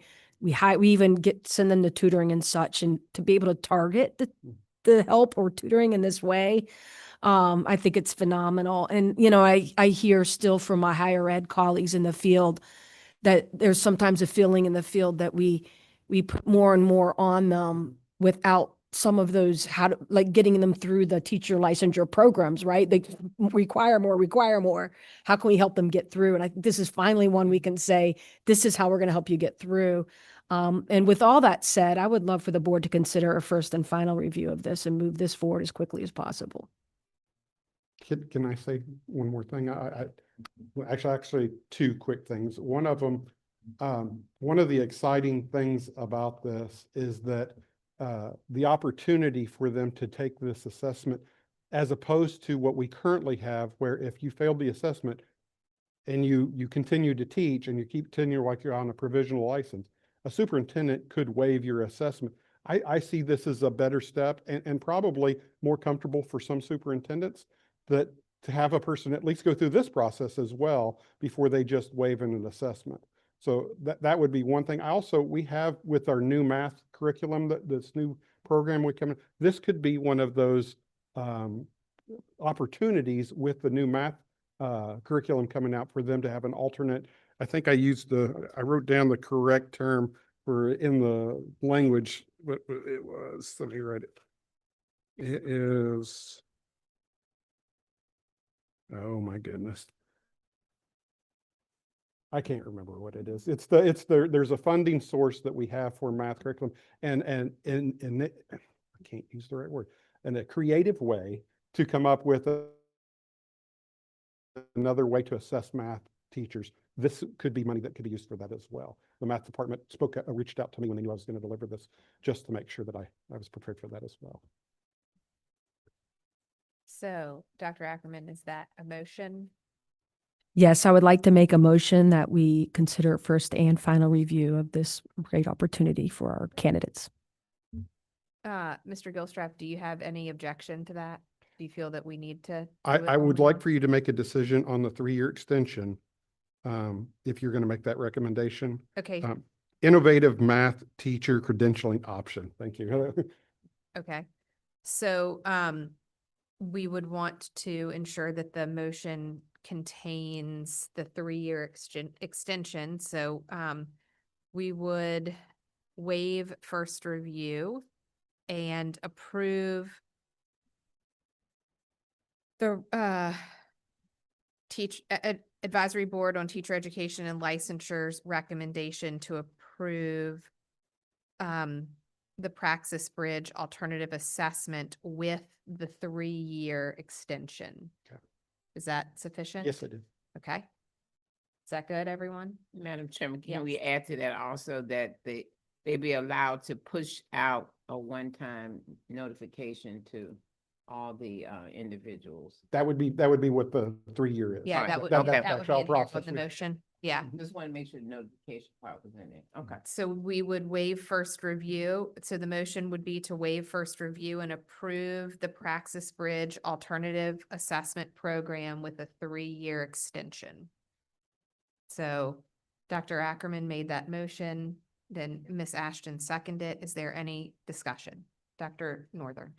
So if they miss this, I'm just making sure I get it. They miss this passage on the praxis by 2 point, whatever, within a standard deviation of the mean.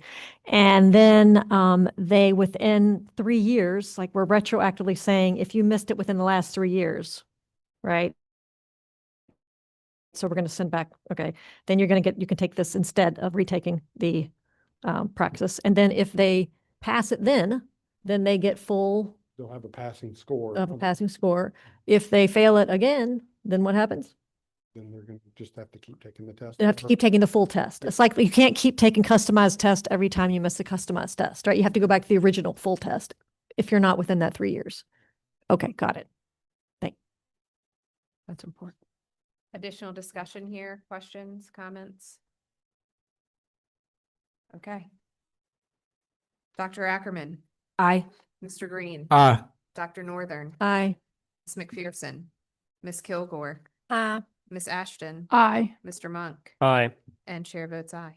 Thank you. Thank you. Bet you didn't expect that today.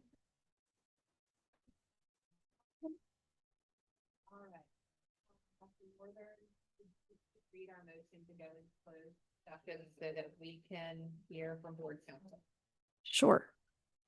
I'm sorry, I don't think my mic was on. Let me say that again. Dr. Northern, would you please read our motion to go into closed meeting so that we can hear from board counsel? Sure. I move that the Virginia Board of Education convene in a closed meeting for the following purposes: consultation with legal counsel employed by or retained by a public body regarding specific legal matters requiring the provision of legal advice by such personnel pursuant to Section 2.23711, Section A8 of the Code of Virginia, and that legal counsel to Virginia Board of Education and staff whose presence will aid in the board's consideration of this matter participate in the closed meeting. Dr. Ackerman, Aye. Mr. Green. Aye. Dr. Northern, Aye. Ms. McPherson, Ms. Kilgore, Aye. Ms. Ashton, Aye. Mr. Monk. Aye. Chair votes aye. We are in closed session. Thank you.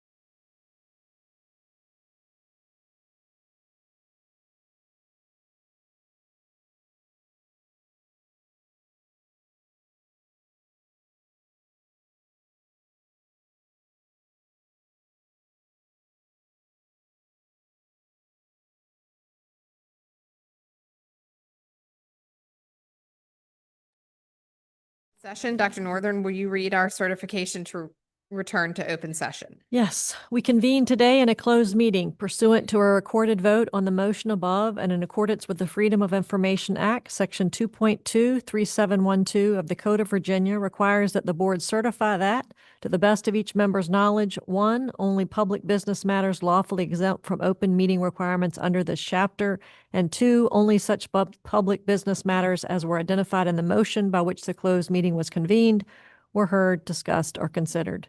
Any member who believes there was a departure from these requirements shall so state prior to the vote, indicating the substance of the departure that, in his or her judgment, has taken place. The statement of the departure will be recorded in the minutes. Dr. Akron. Aye. Aye. Aye. Aye. Aye.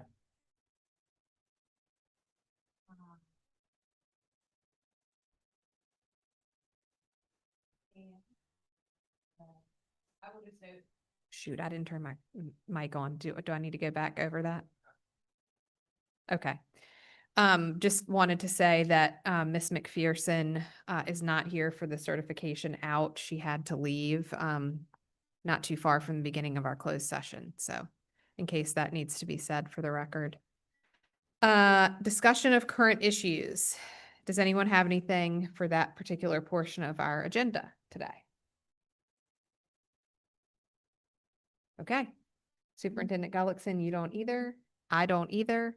And so with that, I will ask for a motion to adjourn. So moved. Second. All right, Couldn't get. we are adjourned.